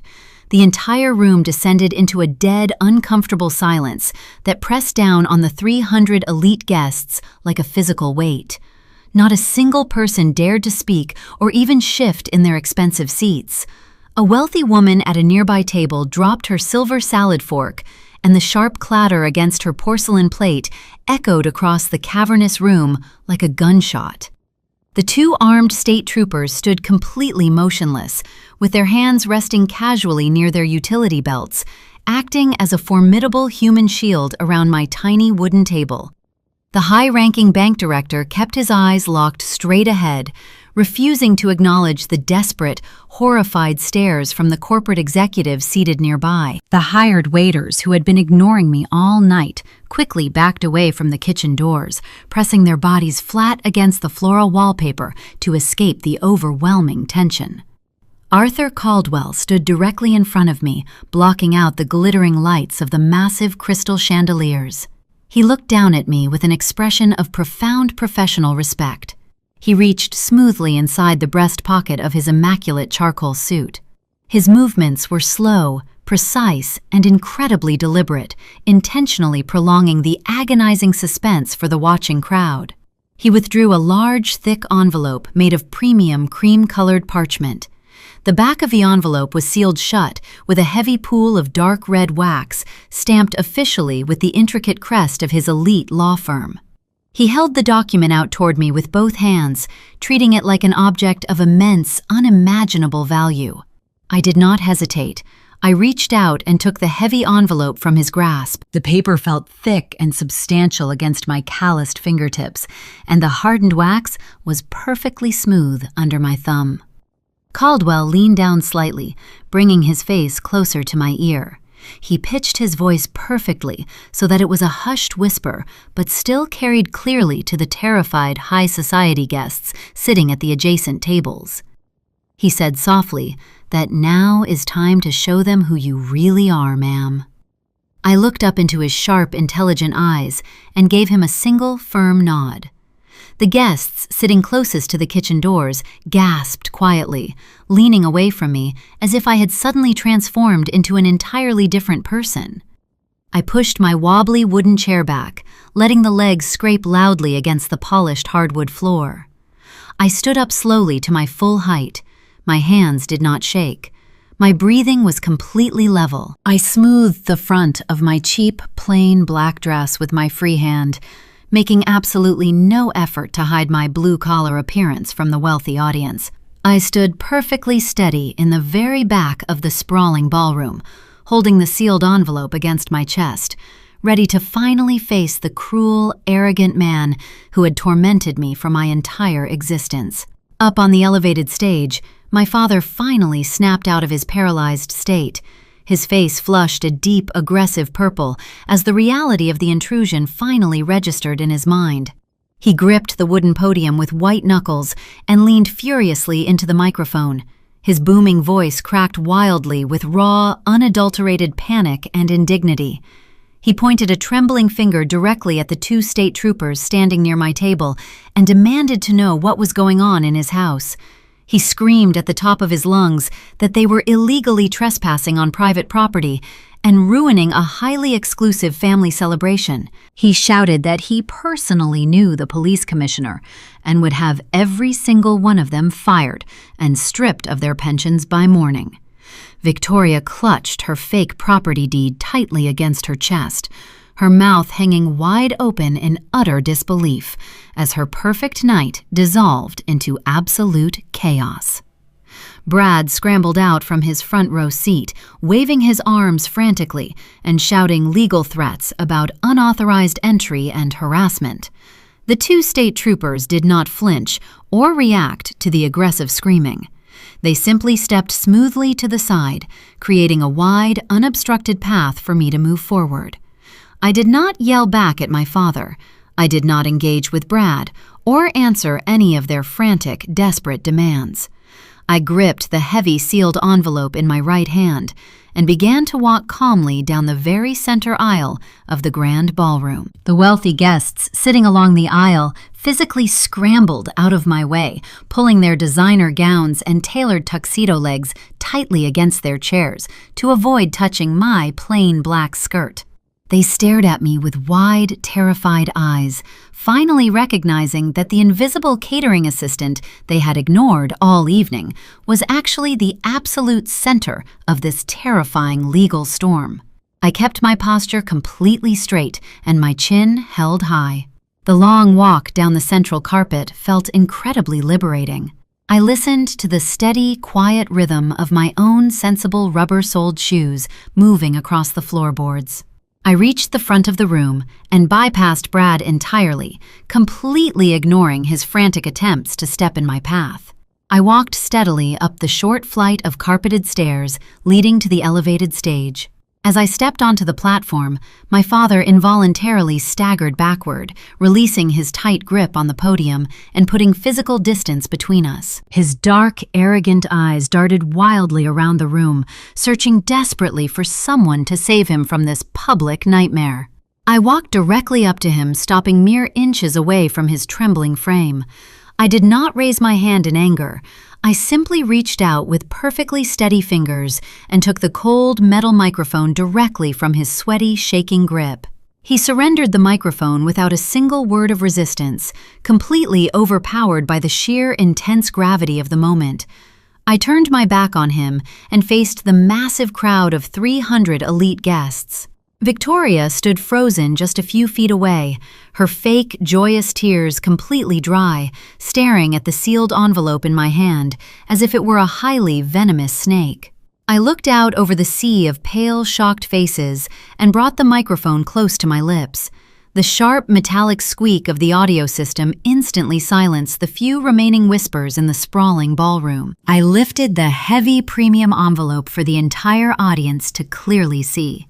I placed my thumb precisely under the flap and deliberately broke the dark red wax seal. The crisp tearing sound of the thick paper snapping open echoed loudly through the silent room, signaling the absolute end of my father's magnificent delusion. I pulled a single crisp piece of official bank paper from the torn envelope. I unfolded it slowly, smoothing the heavy creases with the palm of my hand. I looked directly into the bright, glaring stage lights and began to systematically destroy the false narrative my family had carefully built over 40 long years. I spoke softly but firmly, allowing the high-quality sound system to carry my voice to the very back corners of the massive room. I introduced myself properly to the wealthy executives and local politicians who had spent the entire evening looking right through me. I told them my name was Patricia, and I was the woman my father had repeatedly and publicly referred to as the slow, dim-witted failure of the family. I said they had all been invited here tonight to celebrate the supposedly brilliant mind of my sister Victoria, while I was ordered to sit quietly by the kitchen doors, disguised as the hired help. I told the crowd that my family firmly believed I was nothing but a poorly educated truck dispatcher who lacked the basic intelligence to understand simple, high-yield investments. I paused, letting the heavy silence wrap tightly around the room. Then I revealed the absolute massive truth. I announced clearly that I was not a simple truck dispatcher. I informed the stunned audience that for the past 40 years, I had been the anonymous founder, chief executive officer, and sole majority shareholder of Apex Horizon Holdings, a multi-state commercial logistics and private equity empire. I explained calmly that while my father was actively driving his own corporate holding company into massive toxic debt and total bankruptcy, I was quietly acquiring distressed real estate and expanding a multi-million-dollar supply chain network across the entire Midwest. My father let out a choked, desperate gasp behind me. He stumbled backward against the wooden podium, his legs physically giving out as the terrifying reality of my words crashed down upon his arrogant shoulders. I lifted the crisp piece of bank paper high into the air. I announced that just 2 days ago, my anonymous private equity firm had officially closed a massive corporate buyout. I told the crowd that the piece of paper in my hand was the physical proof of that exact transaction. It was a certified cashier check representing the direct cash buyout of just one single minor subsidiary of my massive logistics empire. Down in the back of the room, Arthur Caldwell gave a sharp, silent hand signal to his legal assistant, waiting quietly near the audio-visual booth. The assistant immediately pressed a button on the main control board. The towering high-definition projection screens flanking the stage, which had previously displayed gorgeous rotating photos of Victoria, instantly flickered and changed. A massive high-resolution scan of the certified bank document in my hand flashed brightly across the giant screens for every single guest to clearly read. The printed numbers on the screen were absolutely massive and impossible to misinterpret. The certified check was made out directly to my personal name for the staggering amount of exactly $50 million. A loud, collective gasp violently rippled through the elite crowd. 300 wealthy guests inhaled sharply in perfect unison, absolutely horrified and entirely captivated by the gigantic financial figure glowing brightly above my head. Several prominent bank directors sitting in the middle rows actually took their expensive reading glasses off and rubbed their eyes, completely unable to comprehend the sheer magnitude of the wealth being displayed by the woman they had mocked just hours earlier. Victoria stared blankly up at the massive projection screen, her mouth opening and closing silently like a suffocating fish.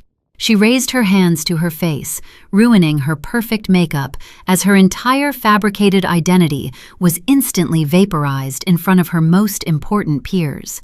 The shiny keys to her new car slipped completely from her trembling fingers and clattered loudly against the wooden stage floor, rolling away into the shadows. Brad stood paralyzed in the front row, his chest heaving rapidly as he struggled to catch his breath. His face drained of every single drop of blood as he realized the penniless widow he had tried to illegally commit to a state-run nursing facility was actually one of the wealthiest and most powerful corporate titans in the entire city of Chicago. His brilliant legal mind completely short-circuited, unable to process the terrifying magnitude of his catastrophic mistake. I lowered the paper, keeping my expression utterly serene, and watched my family's entire fake kingdom burn completely to the ground. I stepped back from the center of the stage and gestured calmly toward Arthur Caldwell, who was waiting patiently at the edge of the elevated platform. The silver-haired attorney climbed the carpeted stairs with unhurried precision and stepped directly up to the microphone. He adjusted the height of the metal stand and looked out over the sea of 300 elite guests. He did not raise his voice, but the sharp authority in his tone commanded absolute attention from every single person in the massive ballroom. He introduced himself formally as the senior managing partner of Caldwell and Associates, representing the sole financial interests of Apex Horizon Holdings. He informed the glittering crowd that it was his professional duty to clarify the actual legal status of the property they were currently occupying. He stated clearly that William had just made a highly public and entirely fraudulent declaration regarding the ownership of the $16 million estate. The wealthy guests leaned forward in their velvet chairs, completely captivated by the brutal legal dismantling of my father's pristine reputation.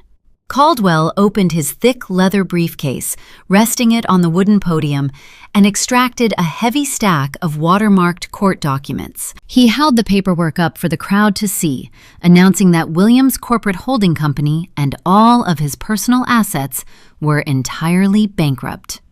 He told the audience that my father had failed to meet 3 consecutive balloon payments over the past 90 days. Caldwell explained systematically that the grace period for the primary loans had officially expired, resulting in the immediate seizure of all collateral tied to the family business. He then pointed a sharp, accusing finger down at the thick silk-tied legal document resting uselessly on the stage floor, right near Victoria's trembling feet. He declared with absolute crushing finality that the physical deed William had just dramatically handed to his golden child was completely worthless. Caldwell informed the horrified high society crowd that the mansion had been legally foreclosed on at exactly 9 o'clock that very morning. He stated that the property now belonged entirely to the primary creditor, and William had absolutely no legal right to transfer ownership, gift the estate, or even host this extravagant graduation gala on the premises. Victoria dropped to her knees in her expensive emerald gown, desperately grabbing the silk-tied deed from the floor and waving it frantically at her father. She demanded that he fix the mistake immediately, screaming that she was supposed to be the sole heir to a massive fortune. My father reached out to comfort his golden child, but his hands were shaking so violently he could not even grasp her shoulder. He looked out at the silent, judging faces of his wealthy peers and realized he had nothing left to offer them. The sheer panic in his dark eyes was absolute, as he finally understood that his decades of arrogant posturing had ended in total public humiliation. My father lunged forward, grabbing the edges of the podium and screaming wildly into the microphone that Caldwell was lying to the crowd. William shouted aggressively that his accounts were fully funded and his estate was perfectly secure, demanding that the armed state troopers arrest my attorney for criminal slander. Caldwell simply stood his ground, letting my father completely exhaust himself in front of the horrified audience. He calmly handed a certified copy of the final foreclosure notice directly to the high-ranking bank director standing in the front row. The bank director inspected the official court seals and gave a solemn, verifying nod to the surrounding corporate executives.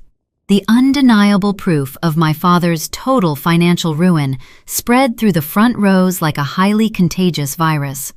The glittering facade of his invincible old money dynasty shattered into a million irreparable pieces right there on the polished hardwood stage. Brad suddenly snapped out of his paralyzed state and charged up the carpeted stairs to join us on the elevated stage. His face was twisted into a mask of pure, desperate rage as he tried to salvage the burning wreckage of his elite lifestyle. He aggressively shoved himself between me and the podium, shouting loudly to the entire room that Caldwell's foreclosure documents were completely irrelevant. Brad declared with wild, frantic energy that he possessed an active emergency medical power of attorney over my entire life. He yelled that as my father's legal counsel, he had the absolute authority to seize my $50 million cashier check and use the funds to immediately clear the outstanding debts on the mansion.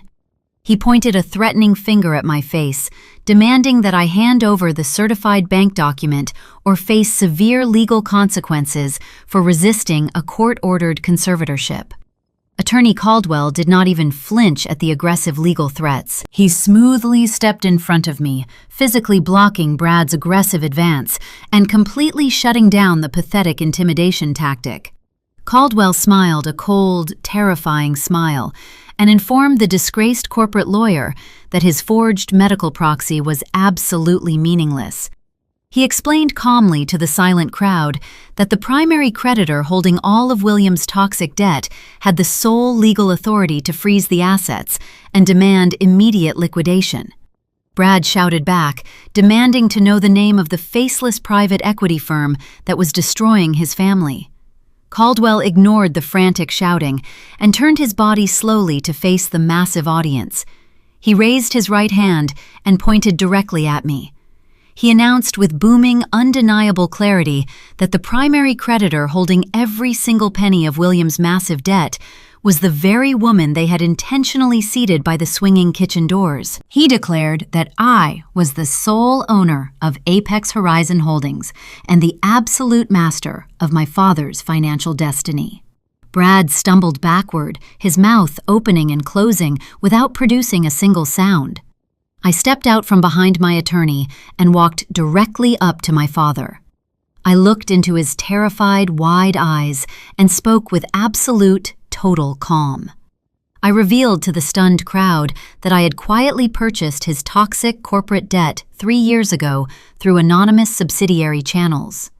I explained that my only intention had been to keep his failing business afloat and save him from total public ruin. I told my father I had been fully prepared to forgive the massive loans entirely and let him keep his precious $16 million estate. But then I detailed exactly what I had overheard in his private study. I told the audience about his sinister plot with Brad and Victoria to forge medical documents, steal my modest suburban home, and commit me against my will to a destitute, state-run nursing facility. I stated clearly that his brutal attempt to strip away my basic human rights simply to protect his fragile social standing was the final, ultimate straw. The sheer depravity of their medical proxy plot echoed heavily throughout the massive ballroom. I explained exactly how Brad had planned to use a corrupt neurologist to lock me in a lockdown ward just to steal the life insurance money my late husband had left me. My father tried to speak, to offer some pathetic excuse for his unimaginable cruelty, but his voice completely failed him.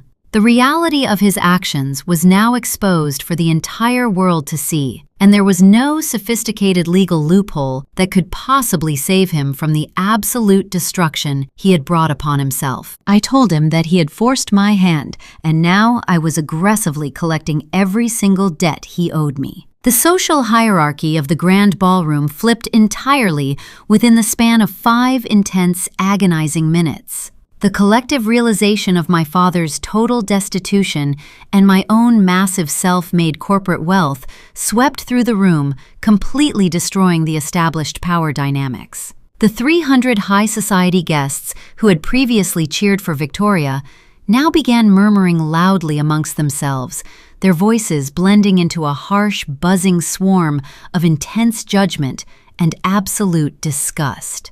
The wealthy elite did not offer a single ounce of pity to the fallen patriarch standing frozen on the stage. Instead, they physically reacted to the toxic, radioactive nature of his immense public shame. The guests sitting in the front rows actively pushed their velvet chairs backward, creating a wide physical gap between themselves and the elevated platform. It was as if my father had suddenly become deeply contagious, and nobody wanted to be caught standing anywhere near the infected wreckage of his fake empire. Several senior law partners from Brad's prestigious corporate firm were seated at a prominent table near the center of the room. I watched closely as the reality of Brad's felony forgery and elder abuse plot settled heavily over their table.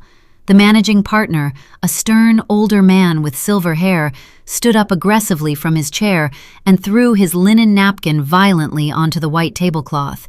He glared up at Brad with an expression of pure, unfiltered revulsion. The partner turned his back completely on the stage, signaling to the rest of his legal team to follow his lead.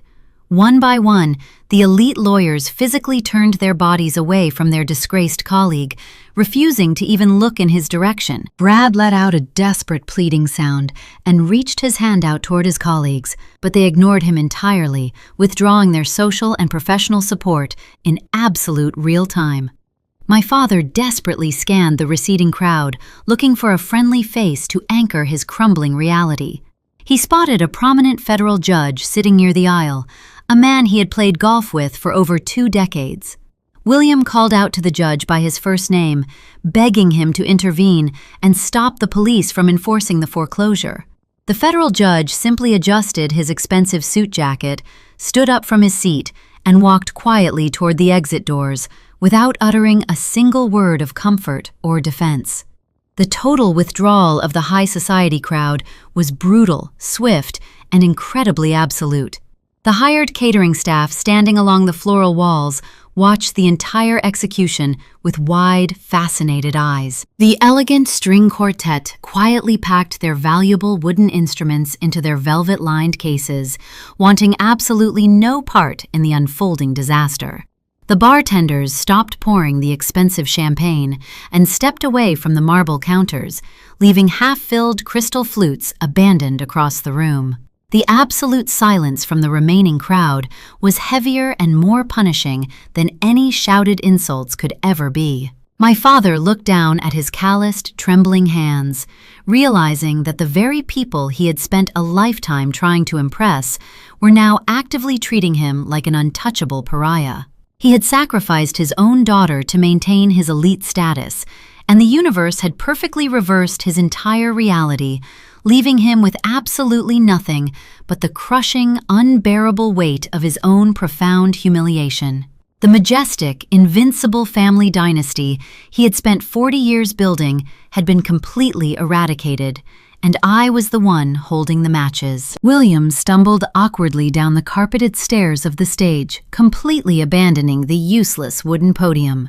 He moved with a frantic, uncoordinated desperation that looked entirely foreign on a man who had spent decades commanding every room he entered. His breathing was incredibly heavy and ragged, echoing loudly in the quiet space as he aggressively pushed past the remaining catering staff.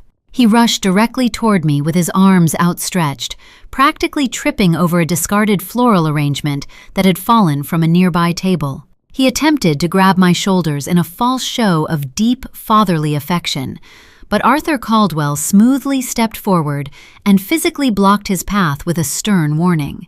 My father halted instantly, wiping the heavy, shining sweat from his brow and looking at me with wide, terrified eyes. His tailored tuxedo jacket hung loosely on his suddenly slumping frame. He forced a pathetic, wobbling smile onto his face and completely changed his entire tone of voice. He spoke to me softly, sweetly, using a gentle volume I had never once heard him direct my way in 64 years.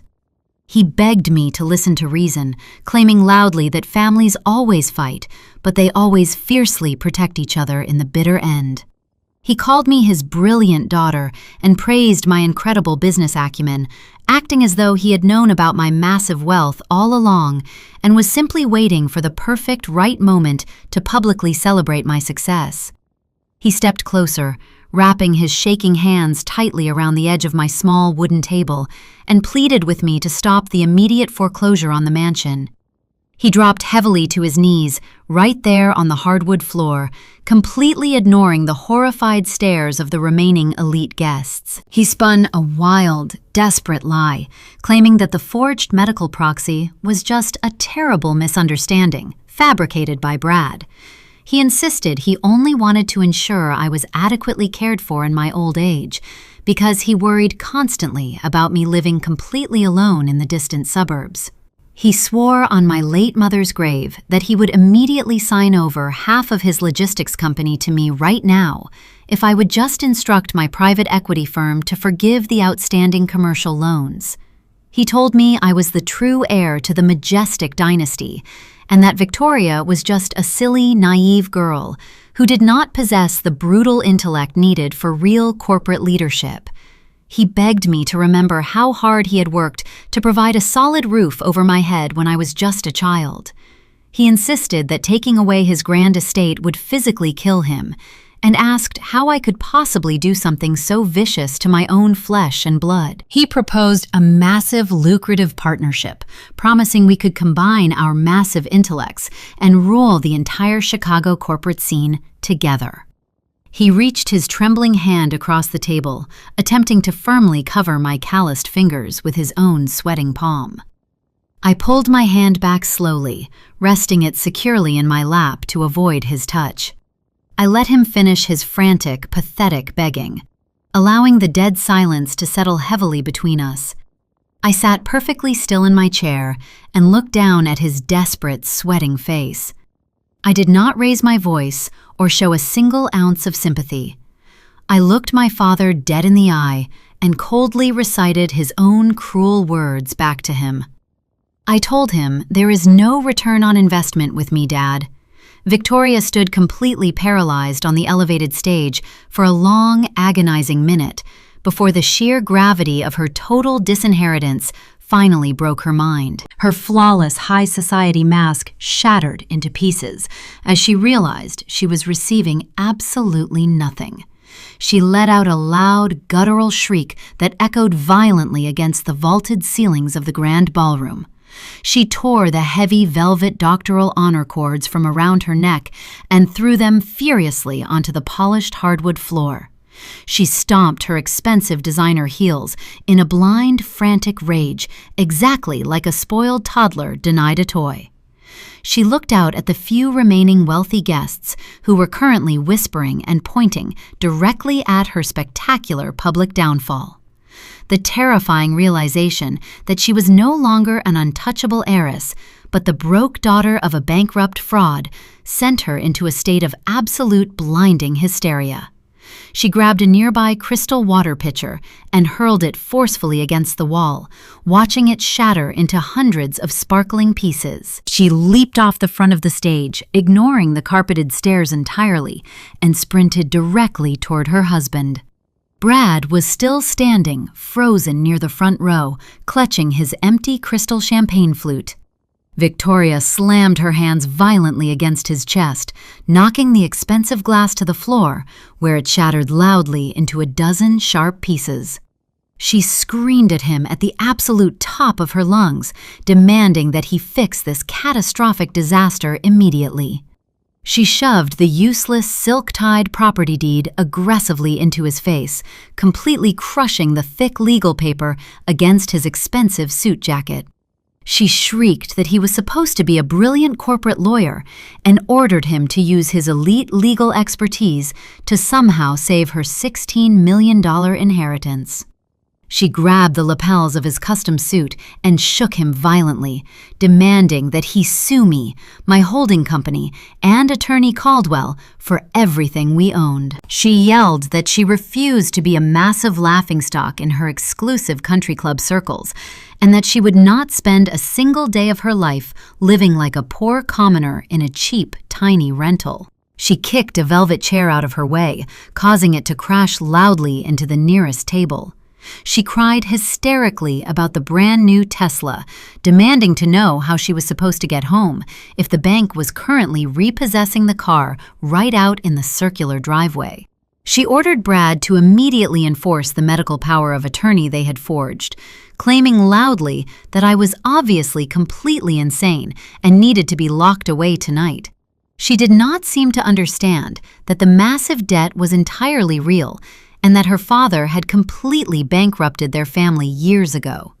She only cared that her lavish, unlimited access to designer clothes, luxury vacations, and elite status had been instantly vaporized. She screamed that I had intentionally stolen her perfect life and insisted Brad call the local judge right now to legally reverse the aggressive foreclosure. She wildly demanded that he do whatever it took to physically force me to surrender my $50 million check directly to her personal bank account so she could maintain her flawless public image. Her voice grew increasingly hoarse and unhinged as she hurled relentless insults at her husband, calling him a useless, pathetic excuse for a lawyer if he could not figure out a simple way to legally rob his own blue-collar sister-in-law. Brad physically grabbed Victoria by the wrists and forcefully pushed her off his chest, putting a solid 3 feet of physical distance between them. His eyes darted frantically around the room, fully registering the imposing presence of the 2 armed state troopers and the high-ranking bank director who were documenting every single word of Victoria's screaming confession. His sharp, calculating corporate lawyer mind had finally processed the immense, terrifying reality of his absolute legal peril. He realized with crushing certainty that the forged medical proxy was no longer a simple, convenient tool for safely stealing my assets. It was a highly documented piece of felony evidence, currently sitting securely in the hands of a ruthless opposing attorney who had already completely defeated him. Brad understood instantly that his prestigious career, his personal freedom, and his entire upper-class life were completely over if he took the fall for the fraudulent conservatorship. In a desperate, cowardly bid to save himself from a lengthy prison sentence, Brad completely turned on the golden child. He pointed an aggressive, accusing finger right back at his sobbing wife. He screamed back at her with equal ferocity, declaring loudly that the forged medical evaluation and the fake power of attorney were entirely her idea from the very beginning. He yelled for the entire remaining crowd to hear that Victoria had aggressively manipulated him into executing the illegal documents because she was terrified her father was rapidly running out of money. He shouted that he had never wanted to illegally commit me to a state-run nursing facility, and that Victoria had personally arranged the medical transport van to forcefully kidnap me from my home. He turned directly toward the two state troopers, raising his hands in a gesture of absolute surrender. He loudly offered to provide them with complete written testimony proving his wife was the absolute mastermind behind the entire fraud scheme. He threw her completely and viciously under the bus, desperately trying to present himself as an innocent victim of his wife's insane, overwhelming greed. Victoria gasped loudly, her face contorting in absolute horror at her husband's aggressive public betrayal. She shrieked that he was a filthy liar and reminded him loudly that he was the exact person who bribed the corrupt private neurologist to sign the fake cognitive decline report. She lunged forward, trying to snatch his mobile phone from his inner pocket to prevent him from calling his own defense attorney. Brad blocked her hand and shoved her roughly away. She screamed that he had eagerly sat in the study and calculated exactly how much money they would make from forcefully selling my modest suburban home. They stood in the absolute center of the glittering empty ballroom, fiercely tearing each other to pieces in front of the horrified catering staff and the disgusted local politicians. The perfect high society marriage they had so carefully curated for the public completely disintegrated instantly, right there on the hardwood floor. They shouted vile, deeply personal insults at each other, revealing years of hidden resentments, financial lies, and mutual utter contempt. Brad yelled that Victoria was nothing but a spoiled, useless leech who had never worked a single hard day in her entire pathetic life. Victoria screamed back that Brad was a complete failure of a man who only married her because he desperately wanted access to her father's fake fortune. I sat quietly at my small wooden table by the kitchen doors, watching the two arrogant people who had plotted to steal my freedom completely destroy each other in a desperate attempt to save their own skins. Their mutual destruction was incredibly loud, incredibly ugly, and deeply thorough, requiring absolutely no intervention from me to complete its devastating work. Arthur Caldwell cleared his throat and gave a crisp nod to the two armed state troopers standing at strict attention beside him.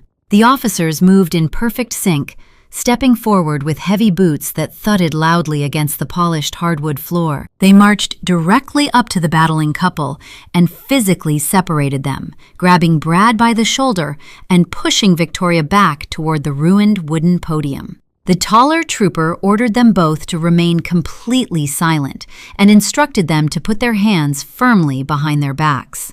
Brad immediately tried to use his elite corporate legal training to intimidate the officers. He shouted rapidly that he knew his constitutional rights and demanded to call the senior managing partners at his law firm. He insisted furiously that this was merely a private civil dispute over a complicated family estate, and the police had absolutely zero legal jurisdiction to intervene in a high society event.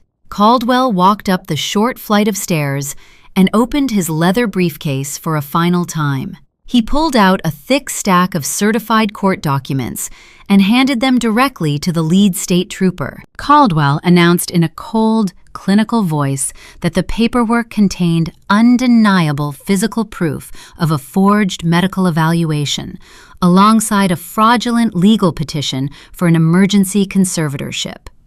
He stated clearly for the few remaining guests to hear that Brad and Victoria had actively conspired to commit felony real estate fraud and severe elder abuse against me.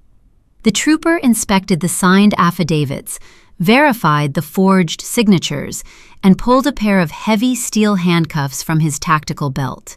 The sharp, metallic, ratcheting sound of the cuffs locking tightly around Brad's wrists sent a massive shockwave of reality through the room. Brad fought aggressively against the physical restraint, twisting his broad shoulders and yelling hysterically that his wife had explicitly forced him to bribe the private neurologist. He begged the officers to check Victoria's text messages, claiming they contained written proof of her absolute guilt. The second trooper stepped toward Victoria, who immediately began backing away in sheer, unadulterated horror. She tripped awkwardly over the long, sweeping hem of her expensive emerald couture gown and fell hard onto the stage, tearing the delicate silk fabric violently down the side. She scrambled backward on her hands and knees, sobbing uncontrollably and screaming at our father to do something to save her from this nightmare. William simply turned his head away, refusing to look at his golden child as the trooper hauled her roughly upright and snapped the cold steel cuffs securely onto her delicate wrists. The officers began reading them their Miranda rights in loud, steady voices, completely drowning out Victoria's hysterical, high-pitched shrieking.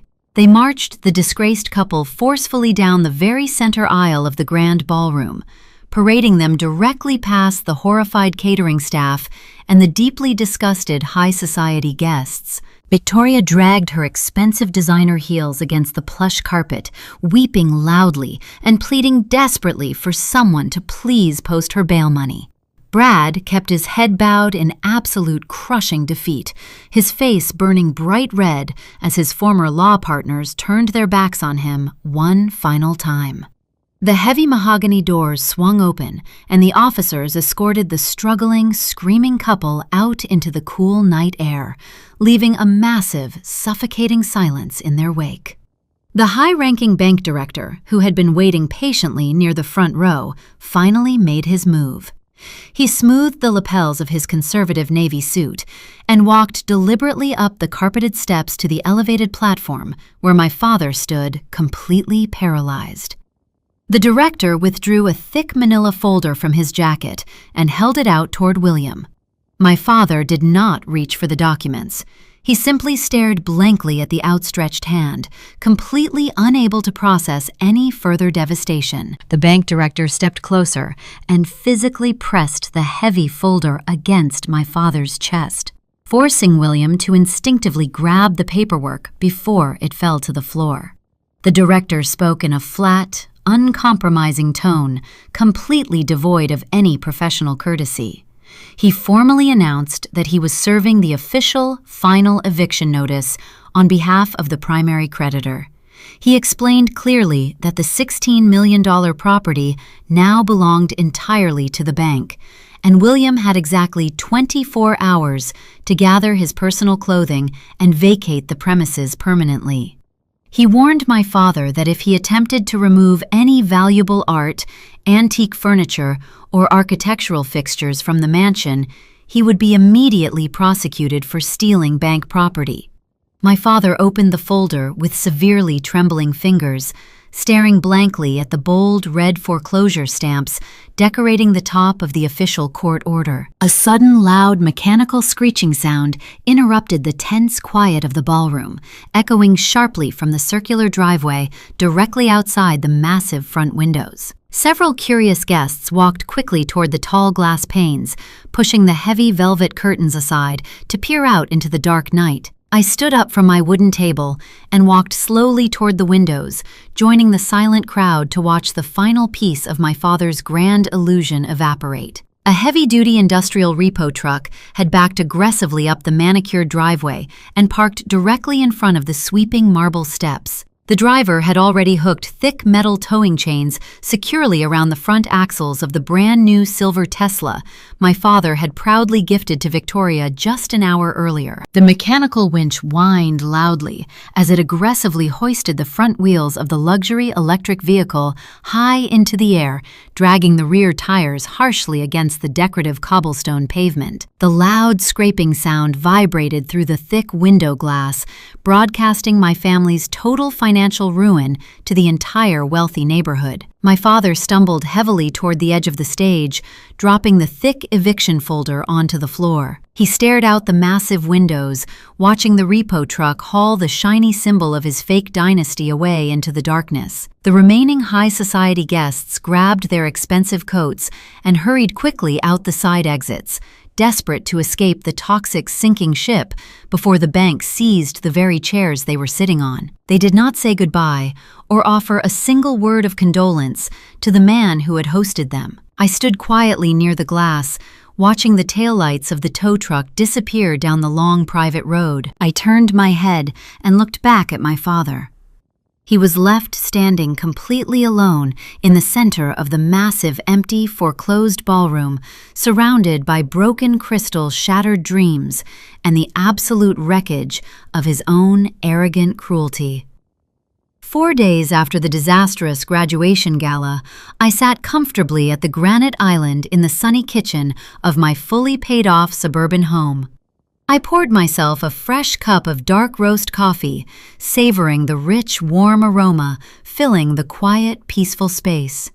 I wore a simple pair of faded denim jeans and a comfortable cotton sweater, enjoying the absolute freedom of a completely empty schedule. I carried my ceramic mug over to the small desk nestled in the corner of the room and pressed the blinking red button on my digital answering machine. The device beeped sharply, signaling the start of 14 saved messages that had flooded my secure private phone line over the long weekend. The first message clicked on, projecting my father's voice into the quiet kitchen.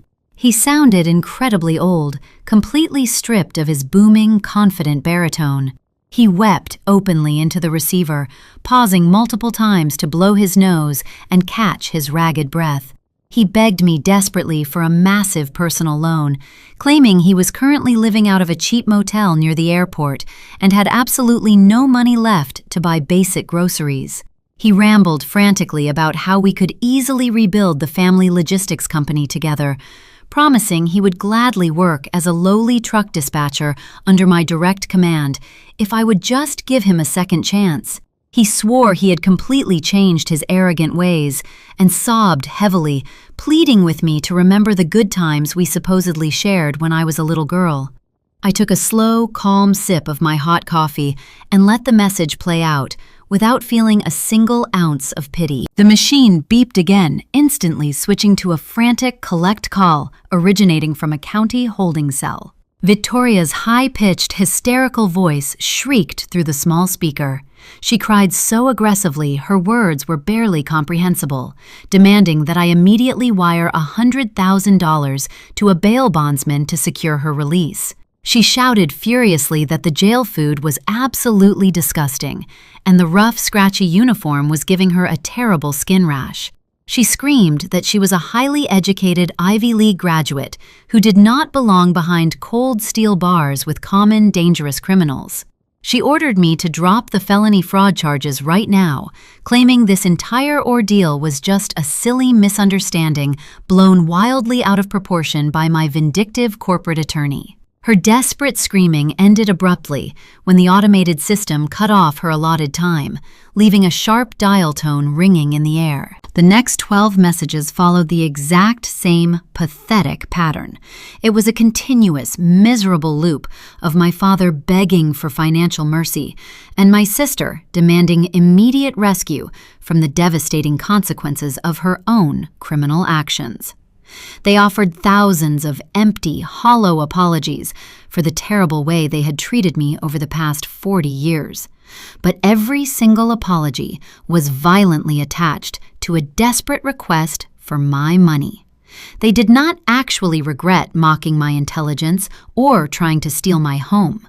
They only regretted that they had chosen to target a woman who was secretly powerful enough to utterly destroy them. I listened to every single voicemail, completely unbothered by their intense, escalating suffering.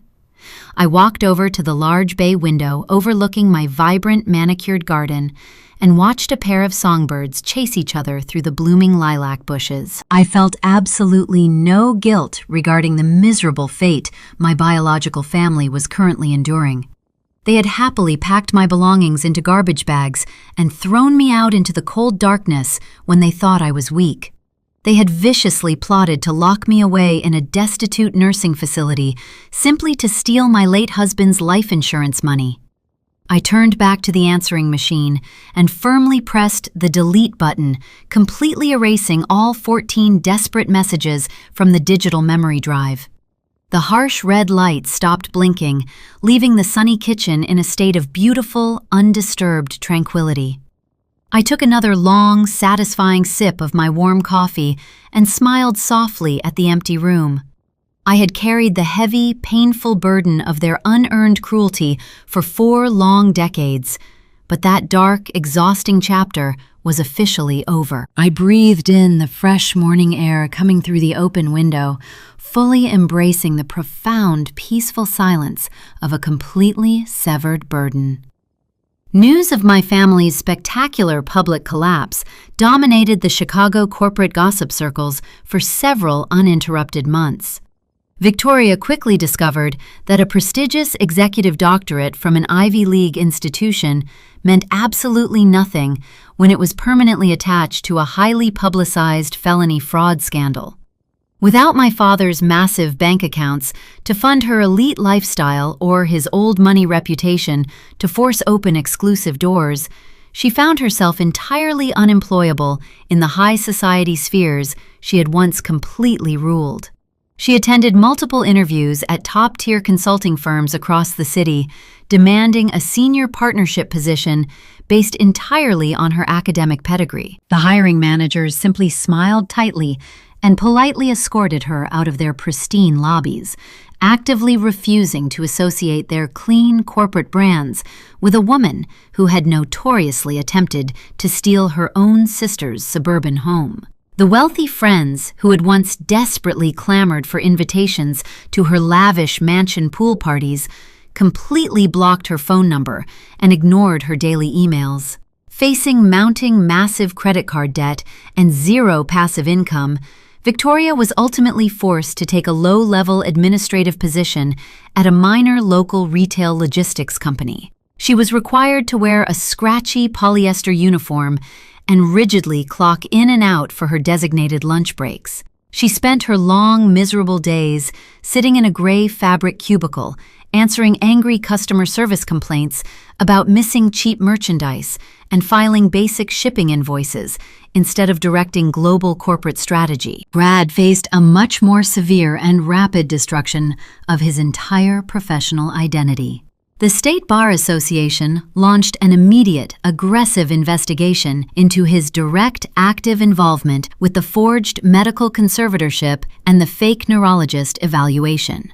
The overwhelming physical evidence presented by Arthur Caldwell left Brad absolutely no room to negotiate a quiet, hidden settlement.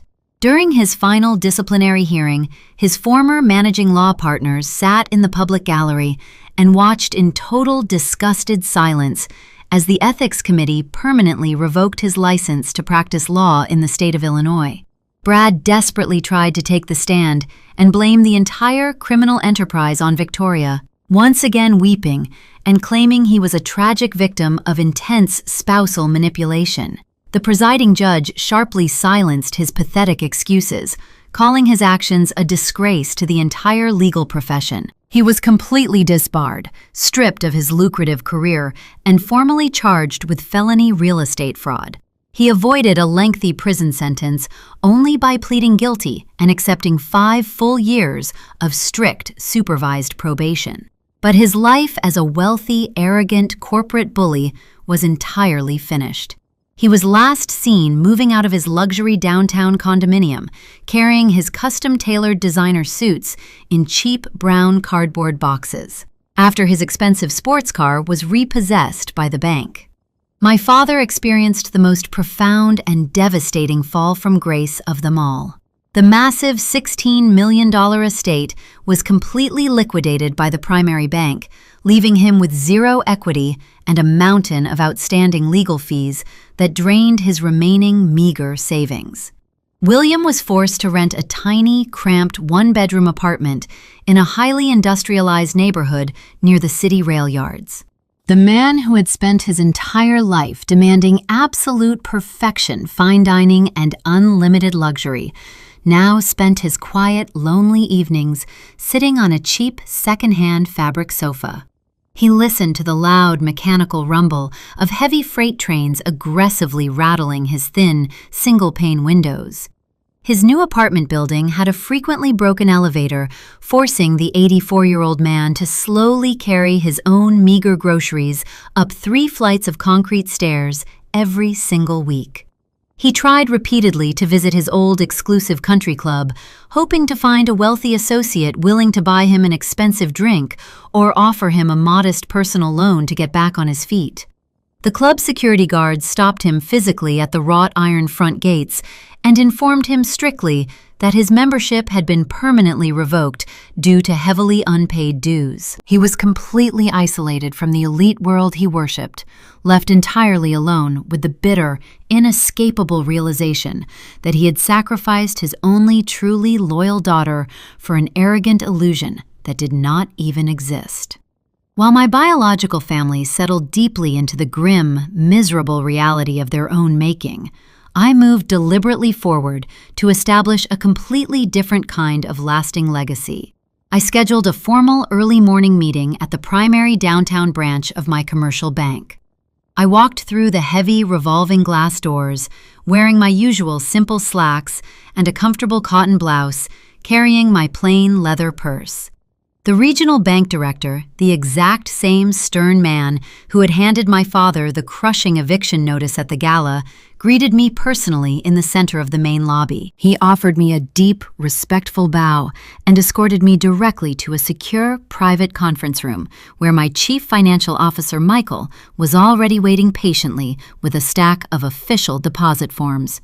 A bank assistant quietly poured us premium dark roast coffee into delicate porcelain cups. I pulled the heavy wax-sealed envelope from my bag and withdrew the certified cashier check. I placed the crisp slip of paper perfectly flat on the polished mahogany table and picked up a heavy gold pen. I formally signed my name on the bottom endorsement line, feeling the smooth glide of the ink against the paper. The bank director personally processed the massive transaction, instantly transferring $50 million in cleared funds directly into my primary corporate holding accounts. I did not use the massive influx of liquid cash to buy a sprawling oceanfront mansion or a fleet of luxury imported cars. Instead, I instructed Michael and Mr. Caldwell to immediately draft the comprehensive founding documents for a massive philanthropic organization. I named it the Horizon Vanguard Foundation. I established an initial permanent endowment of $20 million, completely dedicated to providing substantial debt-free business grants to independent blue-collar women. I wanted to directly empower the tired waitresses, the factory line workers, the warehouse dispatchers, and the local auto mechanics. These were the resilient women who woke up long before dawn and did the heavy, grueling physical lifting of the world, while arrogant men in expensive tailored suits called them slow and unintelligent. I structured the foundation rules to completely bypass any traditional academic requirements, focusing entirely on funding raw, practical ambition and a deeply proven work ethic. I personally interviewed the first grant recipient, a single mother operating a struggling commercial bakery who desperately needed $50,000 to purchase industrial-grade ovens to expand her business. When I handed her the approved certified check, she wept with genuine, profound gratitude, a stark, beautiful contrast to the fake, selfish tears Victoria had cried over a luxury car. I approved a second massive grant the very next day for a woman trying to expand her independent plumbing business, allowing her to purchase 3 new service vans and hire additional local apprentices. 2 months after the Philanthropic Foundation officially launched, I hosted an intimate, celebratory dinner in the private dining room of a quiet, upscale restaurant downtown. I did not invite any local politicians, high society socialites, or pretentious federal judges. I surrounded myself entirely with the fiercely loyal, hard-working colleagues who had stood by me when I was just a nobody, operating a tiny suburban truck dispatch center. Michael sat to my right, raising a glass of modest red wine to warmly toast our recent successful warehouse acquisitions across the northern state borders. Mr. Caldwell sat to my left, recounting the brilliant, flawless legal strategies we had utilized to safely secure our rapidly expanding real estate portfolio. My top logistics managers and senior warehouse supervisors filled the rest of the long decorated table, laughing loudly and sharing joyful stories of our early operational struggles. We ate a hearty, simple meal of roasted chicken and seasonal root vegetables, discussing the incredible, promising future of our expanding commercial empire. We finished the evening sharing a massive, decadent chocolate cake, filling the warm room with genuine, joyful laughter. These wonderful people respected my sharp, analytical mind and my relentless, unstoppable work ethic, long before they ever knew a single thing about my massive bank accounts. They were my true, chosen family. And sitting at that warm, lively table, I felt a profound sense of genuine, unwavering belonging that my father's grand, cold estate had never once provided. I spent decades of my life deeply believing that if I simply stayed quiet and worked hard enough, my biological family would eventually recognize my inherent, undeniable value. I thought that shrinking myself to perfectly fit into their toxic, narrow narrative was the required basic price of admission for their parental love. I accepted their cruel public jokes and their constant belittlement because I mistakenly believed that shared blood permanently dictated absolute loyalty. I was entirely, completely wrong. Family is not determined by shared genetics or a shared prestigious last name. True, authentic family is determined by mutual respect, unshakable daily consistency, and the absolute fierce willingness to protect each other when the entire outside world turns hostile.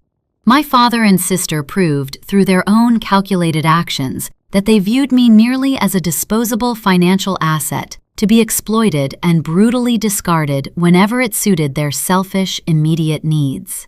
Shrinking your own boundless potential simply to make toxic, insecure people feel comfortable is a profound, devastating betrayal of your own soul. You do not owe your loyalty to anyone who demands you sacrifice your basic human dignity just to maintain their fragile, artificial ego. Society often looks at quiet, unassuming people and mistakes their silence for a lack of intelligence. But true power never needs to loudly announce itself in a crowded room. On a crisp, bright Tuesday morning, exactly 1 year after the disastrous graduation gala, I drove my old, reliable 10-year-old sedan to the local neighborhood post office. The cool autumn wind rustled the dry golden leaves scattered across the quiet parking lot. I carried a single, standard white mailing envelope in my right hand, feeling the thin, smooth texture of the paper against my skin. I had carefully written William's name and his new cramped apartment address in perfectly legible dark ink across the front.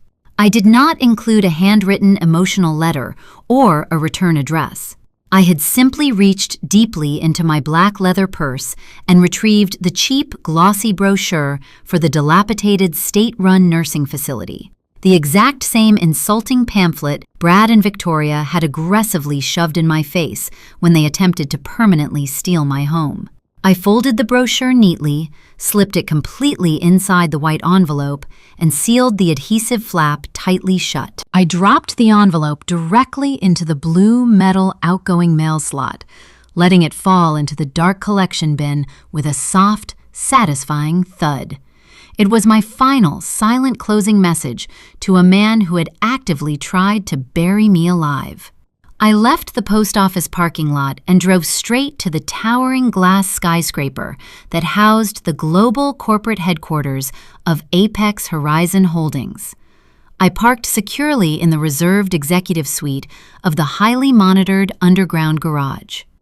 I walked past the marble security desk, exchanging warm, polite daily greetings with the armed guards, and stepped directly into the private glass elevator.